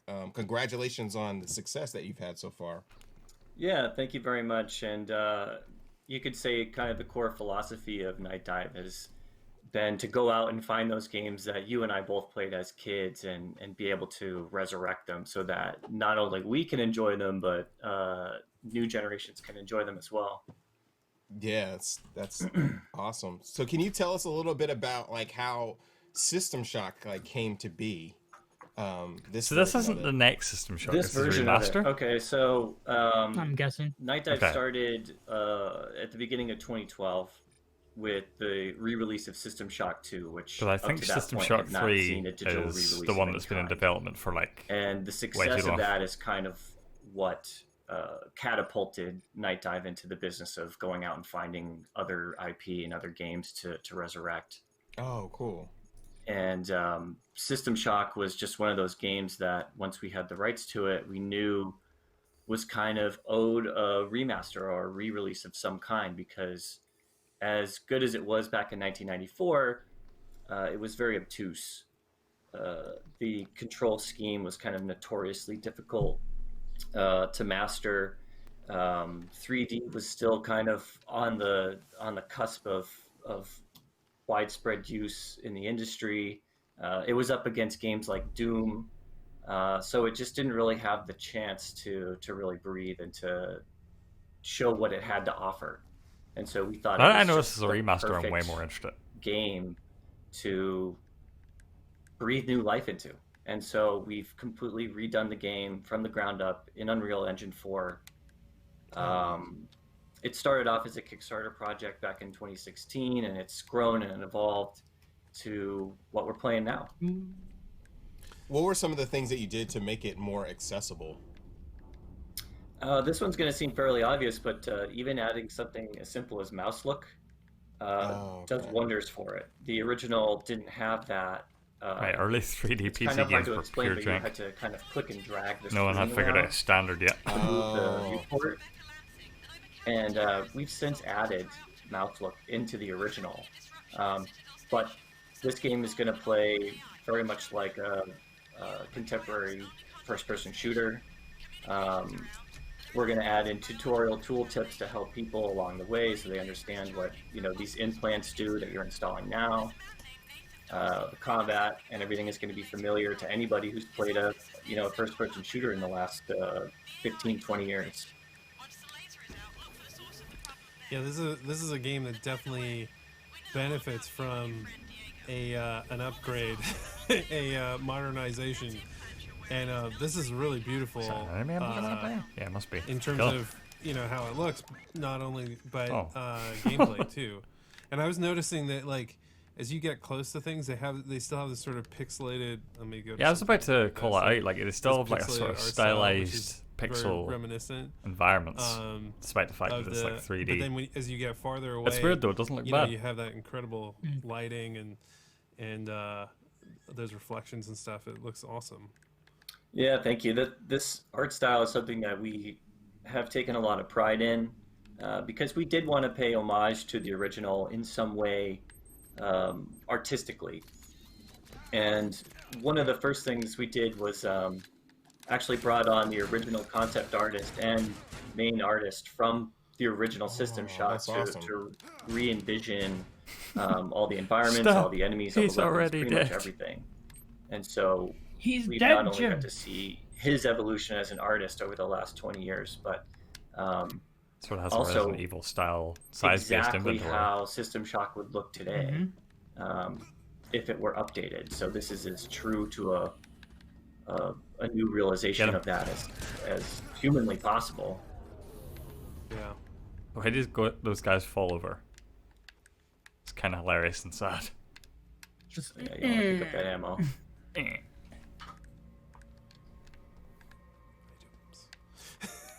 Getting really sucked into this game now. Yeah, I just kind of want to let the ambience roll through. You know what I mean? I mean, I don't mind watching. It's always a thrill to see somebody play it for the first time. Yeah, it was so hard to play back in the day. I wasn't primarily a PC gamer. I had a Mac, but it was one of those games where you're like, because Deus Ex for me was one of my favorite games, and this is obviously kind of a precursor to that. It's one of those games that you wish you could have played more. So it's so awesome that you've done this. You've gone to this effort, and this is funny too. It's like there was no way to do something like this, with the textures that they had, where it's like, okay, enter the keypad here.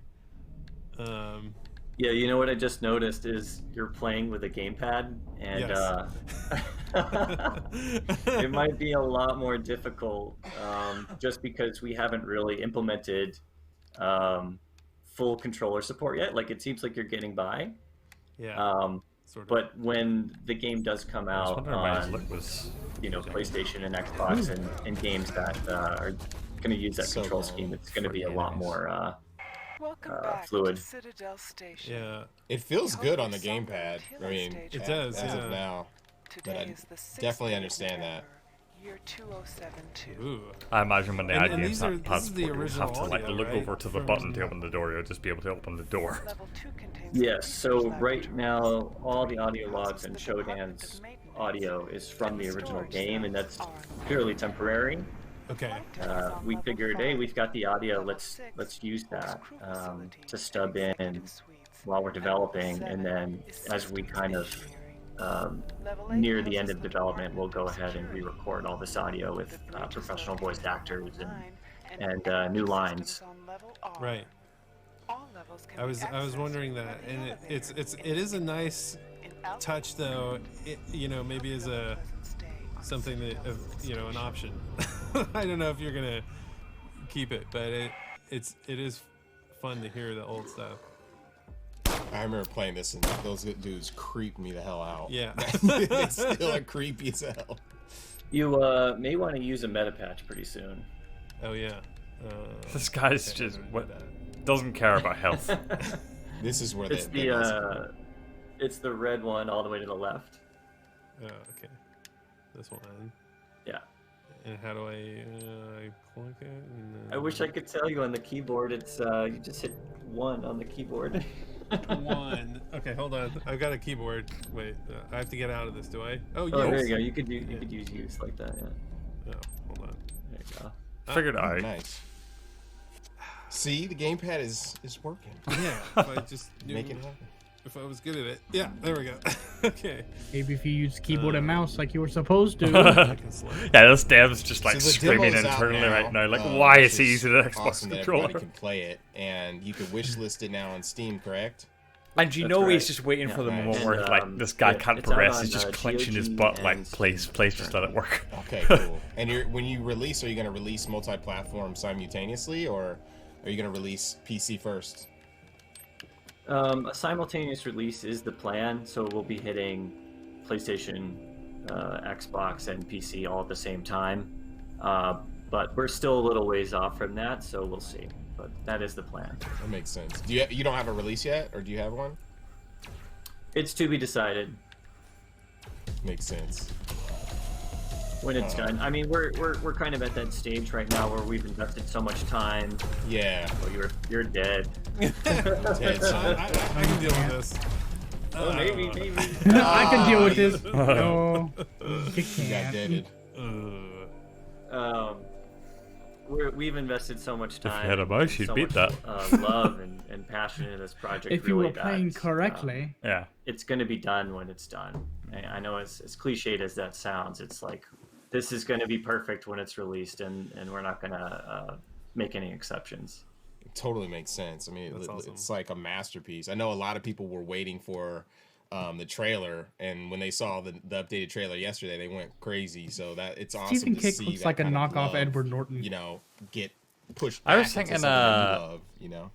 The dude that presented and, Mega, you know, or a lot of that is kind of 30XX. He looked like Ryan Reynolds, kind of. System Shock has, which spans as far Just with the beard? as the BioShock games. No, wait. Prey, No, Dishonored, not the dude with the beard. immersive sim that's come after that. Like the brown hair who's in the garage. Owes its existence to System Shock, and there's a lot of fans waiting for this, and we know you're waiting very patiently, and we're doing our best to deliver something that's going to be memorable and that is going to be worth the wait. Cool. Well, it was great having you on board. Thank you so much, Steven, for showing the game and talking about it. It's cool to like see how the sausage is made, and for folks in the chat, you know, to learn about it too. So yeah, shout out. Shout out. Thank you guys. How could we find more about your team and the game? You can go to systemshock.com.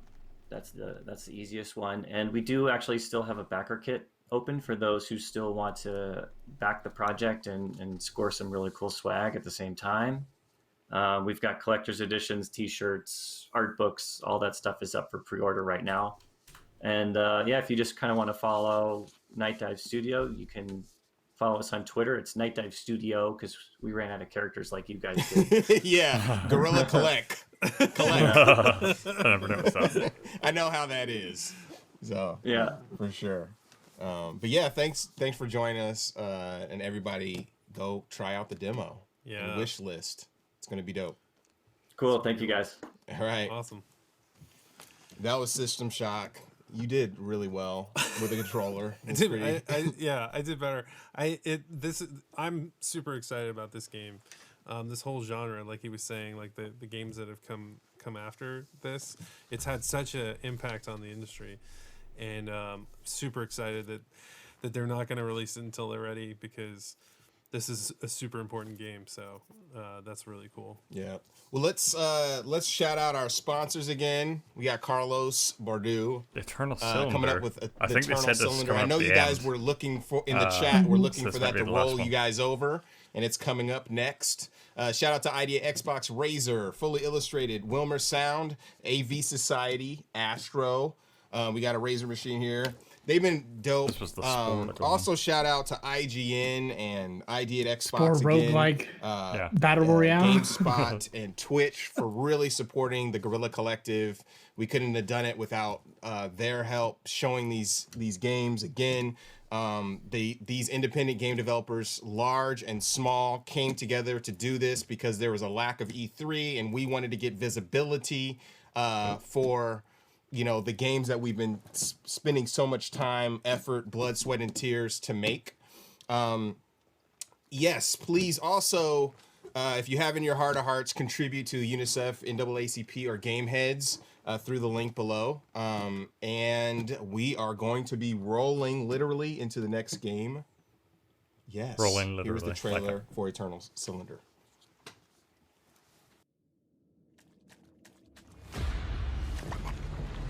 Different trailer. Yeah.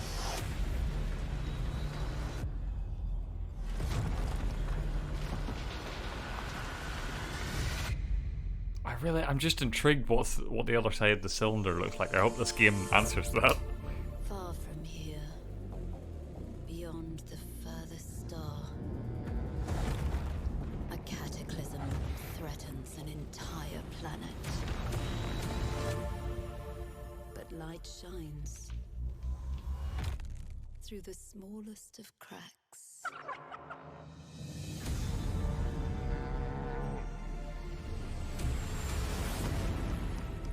What if it does just like pan out and you realise it's just like a giant mom with a rolling pin?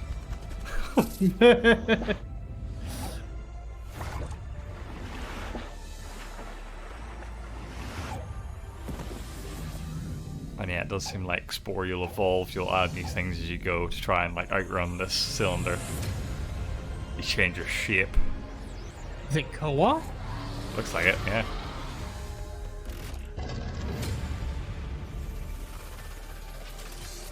I wonder, is it persistent?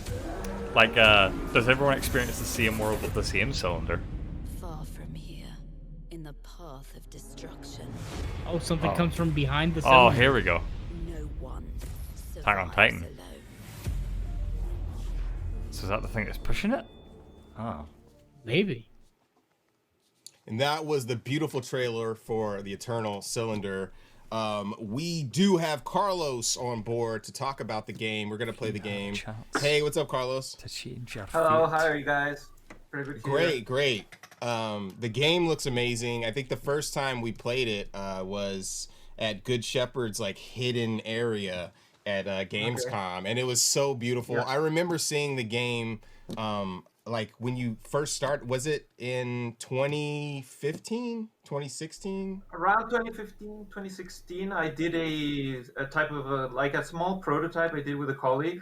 Yeah. It wasn't expected to be like the official next Ace Team game that we were doing at the time. It was just a kind of a personal project, and we took it to a GDC, like to show it around. But then it started catching the attention of people, and was like, wow, it seems like this is more than we anticipated, and it grew into this pretty large project. I would say definitely one of the biggest things we've done to date. So yeah, it's been quite a trip. The game is so dope that people are accusing it of breaking the stream. Yes, I yesterday. And we're gonna it doesn't break this one. Yeah, it definitely. We hope so. When the cylinder comes, run, because we don't want the stream to be steamrolled. We are going to be making a moat because everyone's so good in the chat. I know everyone's talking stuff in the chat right now. Shout out to the chat for being very hilarious and vocal. But we're going to play the game. Sure. Oh. It's cool. I hit continue. We're gonna play in a continued state. It's gonna be great. Well, I can let you. The voice inside the Trebum's memory. Maybe You're the big. Yeah, start. Go to the main menu and maybe start from the beginning. Okay, let's do that. That is going to show the new game. Cool, It's, awesome. Yeah, just walk us through it. The gameplay and what's going on. So it's definitely a different game. It's a game about these little creatures which are being introduced here in this intro cinematic, which are the Trebum. The Trebum are directly inspired by Qbert. Qbert! Oh my god, it is Qbert. It's this funny little head creatures with a trunk and two very legs, creepy similar. Qbert. Yeah, But they so have this creepy, like ability to ultra mutate realistic and Qbert. eat things in the environment and transforms. You're a family of these little creatures that are born in this alien world. As you see, as soon as you like exit the intro cinematic, you start It's a miracle right there of birth, everyone. right in front of the cylinder. Realize showed us on stream. And they're tossed. You appear in this very The miracle hostile of alien birth. world, and it's a survival game, but not a survival The game. It's an miracle of adventure life. game, but not an adventure game. It's really Right. something that's quite different. People have been comparing it to Spore, but really nothing like Spore. People just not Spore at all. Hashtag maybe not the Spore. looks of some of the creature designs and stuff like that, but it's its own thing. Yeah, if you're a game developer, you want to distance this yourself feels from really Spore. unique. at all It's very costs. intuitive, like how you have to combine like different elements, Run. things that you have to. Run, little Qbert. Yeah. It's, If you look backwards, you start and immediately you have this massive cylinder that's crushing the whole world. You don't know Crazy. what's going on. It's actually kind of cool. And one of the big difficulties we've had with the project is definitely the technical aspect is pretty big in this project, because we have everything that's being destroyed here is actually dynamic. It's not that we faked it only for the. We didn't only fake it for the introduction So of like the game everything scene. in the environment must be maybe have destructible. some That's very crazy. Cool starting. That's setup a lot where of you had, rendering. like lots of maybe particles and stuff, but the truth is that for this game, I wonder the how cylinder wide is the world rolling is then. at Like times it looks all like the that cylinder time, goes on and for a it while. I can wonder can you get to actually go over there? pretty- Like can it go sounds pretty like fast, so look we had to based on the have look of how all fast that sorts of cylinder's different going, solutions you wouldn't be for, able to go very far right static objects, before like, you die. solid It's like objects like slick, rocks but and things that you I wonder how can far they break render and ahead. explode, but we also have trees that bend and many different stop. things. The creatures that can crush and stuff. Yeah. He was making me nervous. Kept looking behind him. I was like, look forward. Yeah, we're going. At the beginning, we had the cylinder going like at a stable speed, and people were dying in the very first minutes of the game. So we don't want that to happen. But right now that the cylinder has stopped, you start getting introduced into the first basic things that the creature starts. And as you'll see, you get these like kind of weird grasshoppers. Oh, don't eat that. Drop this don't eat little it. egg there. Oh, he and ate if you eat it and choose it, you'll notice one of the main features of the game. Right now, our little friend is eating that piece, and boop, you grow these grasshopper legs, which allow you to sort of jump out of the ditch and sort of start exploring and playing around. So like the Kirby. game is separated in a structure that's not very typical compared to other titles, in a sense that, yes, it is procedurally generated, the terrain, but at certain moments we have the game go into like pre-designed areas where we want to further the narration of the game, where we want to further the story, and do specific puzzles or specific areas. So if you, for instance, if you can see that fish over there, the one that's swimming over there. If you can go and eat it, try going there and eat. Yeah, exactly. If you go out and eat it, you'll notice that you'll acquire another mutation. The mutations stack on Jesus! each other. Oh, Not all of them, but it's not what I expected. now I you thought have like a maybe big body, he'd get so flippers this or allows something. you to have a bigger inventory. You have to be. This game has a lot of features. You have a stamina wheel for swimming, and all mutations can alter different aspects of the. Can't eat that thing, surely. Of the trouble. It's too big for this little boy. So these are. Oh, go ahead. Sure. No, talk about it. This thing is crazy looking. Yeah, that's one of the animals of the game. They just wander around there. Those are. They can try to roll over you, and so there's a lot of things that roll over you in this game. But we have like this whole ecosystem of different alien creatures, and they're separate by different biomes. So we have this is like the main, what we call the alien savanna biome. And you go around there, you can go to the first elder. There's an elder over there, which is gonna introduce you to one of the aspects. I like the You rolling can roll. situation. It's so dope. Yeah, we made Rock of Ages. Yes, that's what I was gonna say. It's like reminiscent. We like rolling, so that's cool. Surrounded by this light, the Trebhum knew. So as I was saying, there's different biomes with totally different types of environments, and there's different creatures that you'll encounter. They range in scale and size, and some are predators, some are herbivores, some are very dangerous. This is like an older, bigger, deader you. We're trying to make this kind of ecosystem in which the player gets to explore. I wonder where we get that. But what makes it unique also is the aspect of how progression goes on with the cylinders sort of forcing you to move forward, and we have to sort of build the world as you move forward. So we constantly have to load in the environment. The inner voice said, "Run." The towers would not stop the cylinder unless they were. It's so cool.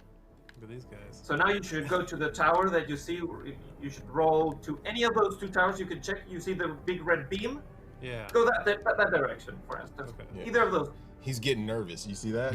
He's like walking slowly. Freaking out. Roll you feel. The music is intended to do that. Yeah. So Yeah. You have to reach that tower over there. I'll make This it. is the very beginning, so you're basically learning the. Step on the symbol, or the cylinder would That's not cool. be stopped. Later on in the game, the cylinder gets this red glow, and it really catches a lot of speed. I mean, it goes really, really fast. So you're basically racing your way for your life, and with all these little creatures, you have to really, really run away. He's gonna get Well, look popped. at that guy. Yeah, Is that's this supposed to do we something? we call him the Chomper. Yeah, you should stand there and let him eat you, Alex. I have to stay on the blue. Oh. I've got to stop the cylinder, right? Stop it up. There we go. So Nice. there you're safe, and you can. Oh, that's I was cool scared. I thought building. Chomper was going to smash you on while you were stopping it. He's a vegetarian. Wow. So the structure of the game is a little bit like that, but not entirely. You have to remember this is a kind of the onboarding aspect part of the game. So Totally. here's a little bit more peaceful. There are creatures that can actually kill you. But to the right, you'll notice there was this kind of snowy area that you can go over there. So that's a small, brief introduction to one of the different biomes. So if you go there, you'll notice that the treble will start shaking and because it's cold, and you're going to actually start losing health. But if you move to the left over there, I'm just cheating here. I'm telling you, you can see those like puffy balls near to those corals things that are right behind you. If you could go right back to the behind you, right behind you. Where you see that sort of coral things. Coral. Oh, this. Looks like Yeah, those. No. Turn around. Okay. Turn around to go the other Right way. there. Right there. Right, into Right. the snow. Into the snow. Grab the controller. Sorry, there's a little bit of a delay, I think. When you, okay. Yeah. There. You see the puffy purple balls to Yeah. the left. To the left. Oh, to your to the left. The left. There they are. Eat one of those. Okay. Exactly. You can eat one of those. So not all ingredients give you a mutation. Some of them do, some of them don't. There's a reason for that. There's a big. So this is a temporary mutation, but you later it's a you hairy can ball. make it permanent. But now you have a coat of fur, so this allows you to that's go cool. explore in this area, and you can find other game's great. tribal who will join you in your adventure. So there's a lot of different aspects of how we allow people to explore different areas. So this is the chomper, but this is the furry one from the snow areas. You have to be careful. Oh, cool. He will eat you. He will eat you. You run. deny He it. will eat you. Okay, so he's not as vegetarian as I thought he might be. No. That's cool. And when you get the different troubles, you could switch between them, right? Yeah, for instance, there's one over there who's in his little Oh. home, Eat him. Oh, cool. and Enjoy now it. you have a little AA partner who will follow you, and that's a central aspect of the game is getting other trebum and growing like Okay, this so I herd guess of it's not little co-op. creatures, which is going to follow Just you AA during the friends. adventure. You can switch between them, It'd be and you neat can if it stack was on co-op. Yeah. on them their own powers and their own abilities. So it's a game. It's a narrative game where there's a reason for all this. It's just not a procedurally generated sort of world where you get to goof around. But that is a lot of fun in the game. But there's a purpose. There's more than a purpose. There's a reason for why the cylinder is here, who you are, what's going on in this world. And there's tons of depth in this game. I mean, there's the exploration. There is even when I was trying it earlier, you have like a stamina system too, where you have to make sure that you're eating and that kind of thing, right? And Yeah, that gets introduced later in the game. It's a little bit like you get the energy pouch and the stomach where you have to feed your creatures. All that was needed was a source of heat. So if you jump there, you can get that egg. Oh, I can jump up here? You can just jump up there and you can grab that egg with the. Now, if you go to where you can see these little behind the other way, you can see that thing there where you can heat the egg if you leave it there. oh, so that's another trouble. Yeah. Wait. No, just if you stand there, You it's can gonna work. see he's struggling There it to is. Yeah. tell them how to play. So It's getting frantic as well because I know how he Another feels. friendly I like You this. can This is actually his name baby. them. This is his game, and it's just like I don't know just if do it's gonna the, work just with do the thing. Just, no, right there. controller now, No. so I think we're gonna just leave it at that. To the left. No. To the left. To the left. To the I'm left. gonna name it me. Thanks. I appreciate it. I hope Justin. Justin doesn't get eaten. I look extra confused. That's me. The confused trouble. Yeah, he's trouble. So the friendly trebum, they help you in the. It's not only about getting more of these and allowing your family to grow. It also there's also certain puzzles which will have requirements of how many creatures you need in order to unlock the areas. If we want to see more of the content, you can go to the left of this large mountain, and you're going to see one of these giant serpent creatures, which are called the Troala. Am I going the right way? Oh no. The other way. The other way. Yeah. Okay. To the left of the mountain, and just keep on going. Left of it. Left. Left. Go left. Oh, left. Sorry. No, Wait. the other way. This No. way. My that way. Okay. Yeah. Amazing. I'm the most annoying. Yeah, he's going the opposite way on purpose and naming his friends Trebles. They're on the adventure with me. Oh wow! Oh wow! Look at those things. Oh, that's sick. Yikes! So right beneath this colossal Wonder if creature, they get there's a sort of entry. eaten to up by the cylinder.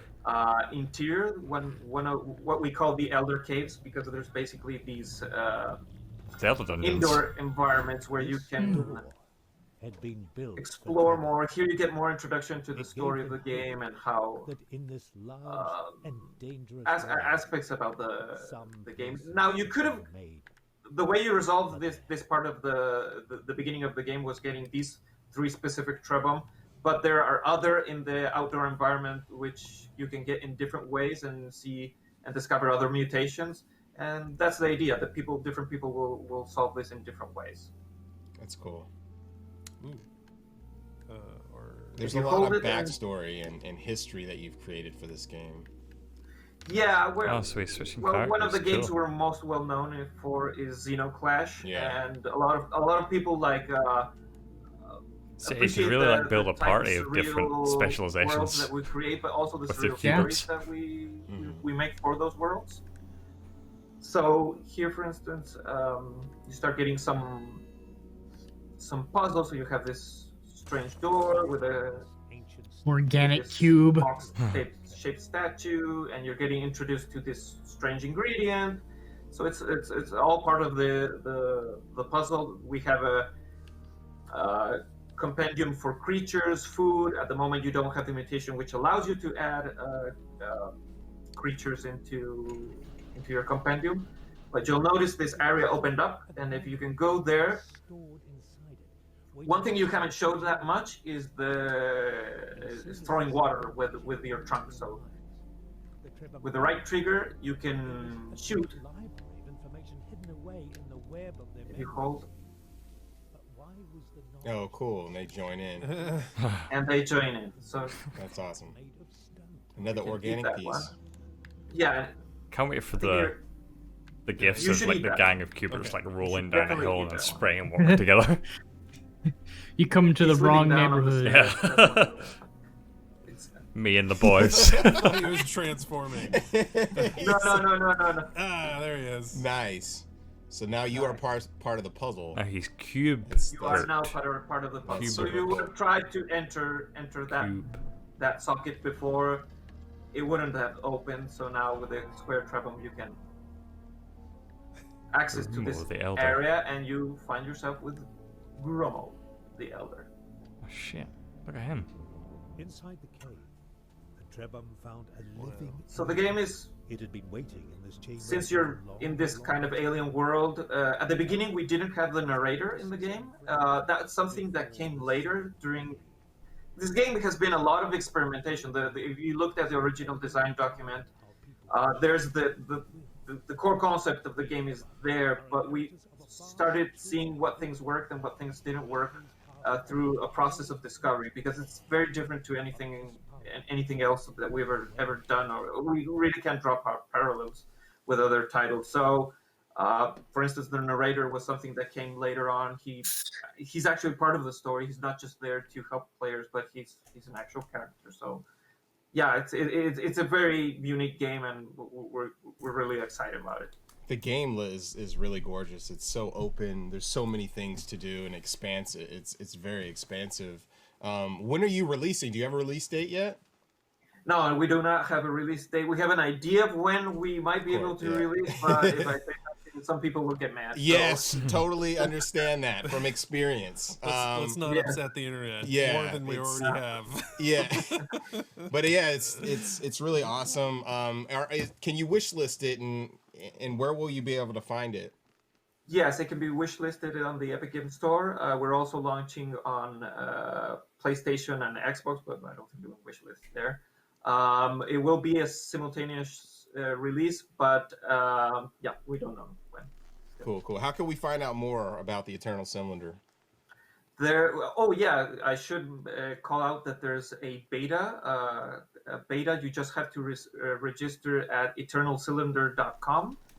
And if you want to know more about Aceteam, aceteam.cl, we're a Chilean studio, so .com, CL, to check more about Eternal Cylinder and other Aceteam games. Thank you so much for hopping on board, Carlos. It's awesome to see this game. I was so happy that we were able to showcase the trailer the other day, and then actually get to play so people could see exactly what it is, especially since it was blowing up in the chat. And the cylinder did not destroy us today. We're rolling out with the cylinder. I'm also disappointed that it didn't. Yeah. I thought this was one I did well at. Yeah, there's gonna be memes. We're making them. So yeah. Okay, awesome. I'm looking forward to them. All right, thank you so much. That was the Eternal Cylinder. The game is gorgeous. You did okay. Thanks for naming me one of the troubles. I appreciate it. Well, it was great. Yeah.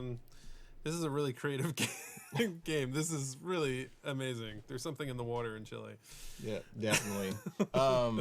It's been an amazing experience. We have one trailer that came from New Blood just in that we want to showcase before we head out. Let's roll the New Blood trailer. I don't think this is a deep dive. I think this is just a trailer. Right, this was shown yesterday after the PC Gaming Show. So after we went off air, after that like little credit sequence they had another game reveal, and it was this. Which is super weird. Like, why have a post-credit scene to a game show?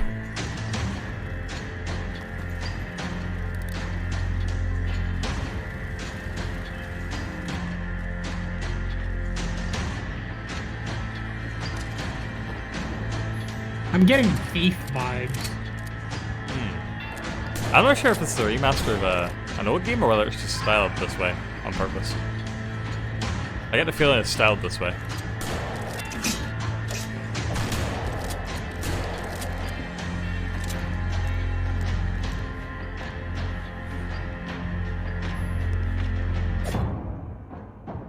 Gloomwood.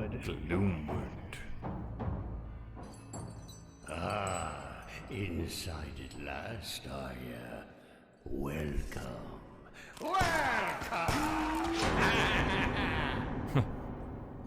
Play the demo now. And that was Gloomwood from New Blood. Thank you so much, New Blood, for dropping an exclusive trailer of the Guerilla Collective. Not really exclusive. The Guerilla Collective is now over. It's been an amazing experience. Thanks for hopping on board, Alex. Oh yeah, thank and you. This amazing space at Wilmer Sound. We want to thank all of our partners again: IGN, GameSpot, Valve. I said IGN twice. Kind of funny, of course. ID at Xbox, Astro Razor, everybody who's been working with us, Ryan behind the boards, and Tracy and everyone else. It's been an amazing experience. Now we're going to go back to Greg. Peace. And that's it, ladies and gentlemen. The Guerilla Collective is done. Over 3 days, we've shown you nearly 90 games from almost 80 teams. On behalf of The Mix, Kinda Funny, and every creator who took part in this event, we cannot thank you enough. We hope you all have a fantastic, not E3, I don't know, what are we calling? There's just showcases and events every day now. But for real, from the bottom of our hearts, thank you so much for your support, and until next time, it's been our pleasure to serve you. And there we go. That's a wrap on the Guerilla Collective. 3 days of 3 days. a lot of games. I'm not gonna lie, I think that was my favorite of the 3 days. I'm the one who always says I want deep dives on games, I want gameplay, I want live gameplay, and they gave me that in droves today. We had 7 games shown, 8 if you count the trailer at the end from New Blood Gloomwood. But yeah, it was really nice to have these like developer interviews where we're actually playing the game, we actually get to see a bit. There was a good mix of, you know, things we can look forward to and things we can actually play now and get our hands on now. So I always appreciate that. What did you think of what we saw today? What was your standout moments, standout games? You know, I have to say it started pretty early with Say No More. Right. That's the absolute cherry on top of today is Say No More. Steam demo out now, I think. And yeah, they're planning at least for November 9th, but that's sort of tentative. But yeah, super cool. Did not expect to be blown away by it as much as I was. Probably Say No More and 30XX looked the best to me in terms of like what I saw that was new. I'm very interested to see 30XX again. Demo available for that now, so I'll be hopping on that. There's a bunch of demos to go through since the Steam Game Festival starts tomorrow, so I might maybe do some streams of me playing through some of them, who knows. West of Dead looks super good as well, that's out soon.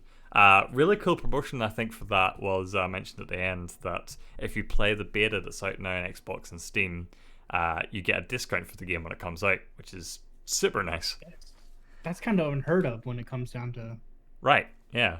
Games. I've never heard a game saying, "Hey, if you play our demo, you get it for a little bit cheaper." Yeah, I don't imagine it being any more than like 5-10%, but even then, like, I'll take it, man. You know what I mean? It's still a discount. Saving money for playing a game. Yeah. System Shock looked kind of good. I was surprised that it went as well as it did, considering that they hadn't really implemented gamepad support, and the guy was playing on the gamepad. Yeah. The Eternal Cylinder looked really good.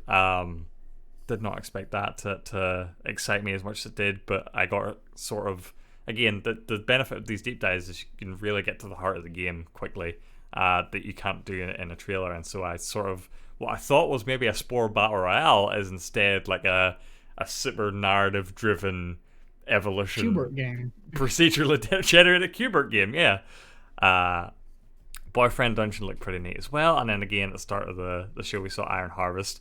Yeah, I wish we had more showcases like this. I think this is a super good way to do the third day of this. Not a third day of reveals, but a third day of just like deep dives, interviews, and getting settled in and games you can get hands on now. So yeah, super hats off to the Guerilla Collective guys, the mixing kind of funny, and all the people involved. And yeah, I really enjoyed myself. I enjoyed myself as well. You know, I really got to say there's at least 4 games that I'm looking at here that I'd be willing to pick up or at least try a demo of. Right. And so, of course, that brings an end to the indie games portion of Summer Games Fest, the indie games block, as it were. There will be a bit more indie games, I think, at the Day of the Dev showcase later down the line. But the next thing we have to look forward to is EA Play on Thursday, June 18th. That's at 7 p.m. Eastern Time, 6 p.m. Central, midnight if you're in the UK. And so, yeah, we're looking forward to that. We're looking forward to some big, beefy games that time around. Some EA AAA titles. Should be good. So, yeah, you can look forward to that on Thursday. I'm pretty sure I'm going to be doing another stream tonight in a few hours' time, 9 p.m. if you're in the UK. I'm going to try and finish up Cal the Kangaroo round 2. So that'll be a short little fun stream there. And then, yeah, probably the next thing we're doing will be on Thursday. So keep an eye out for that. As always, you can go to our YouTube channel to catch the VODs of any of the things we've reacted to. You can go to our website, entertheplayhouse.com, to read our articles and impressions of all these things. And you can follow us on Twitter at enterplayhouse. You can follow me at hyphenated. You can follow him at the Serpent's Tail. Yeah. And yeah, we'll see you guys next time for one of these. So until then,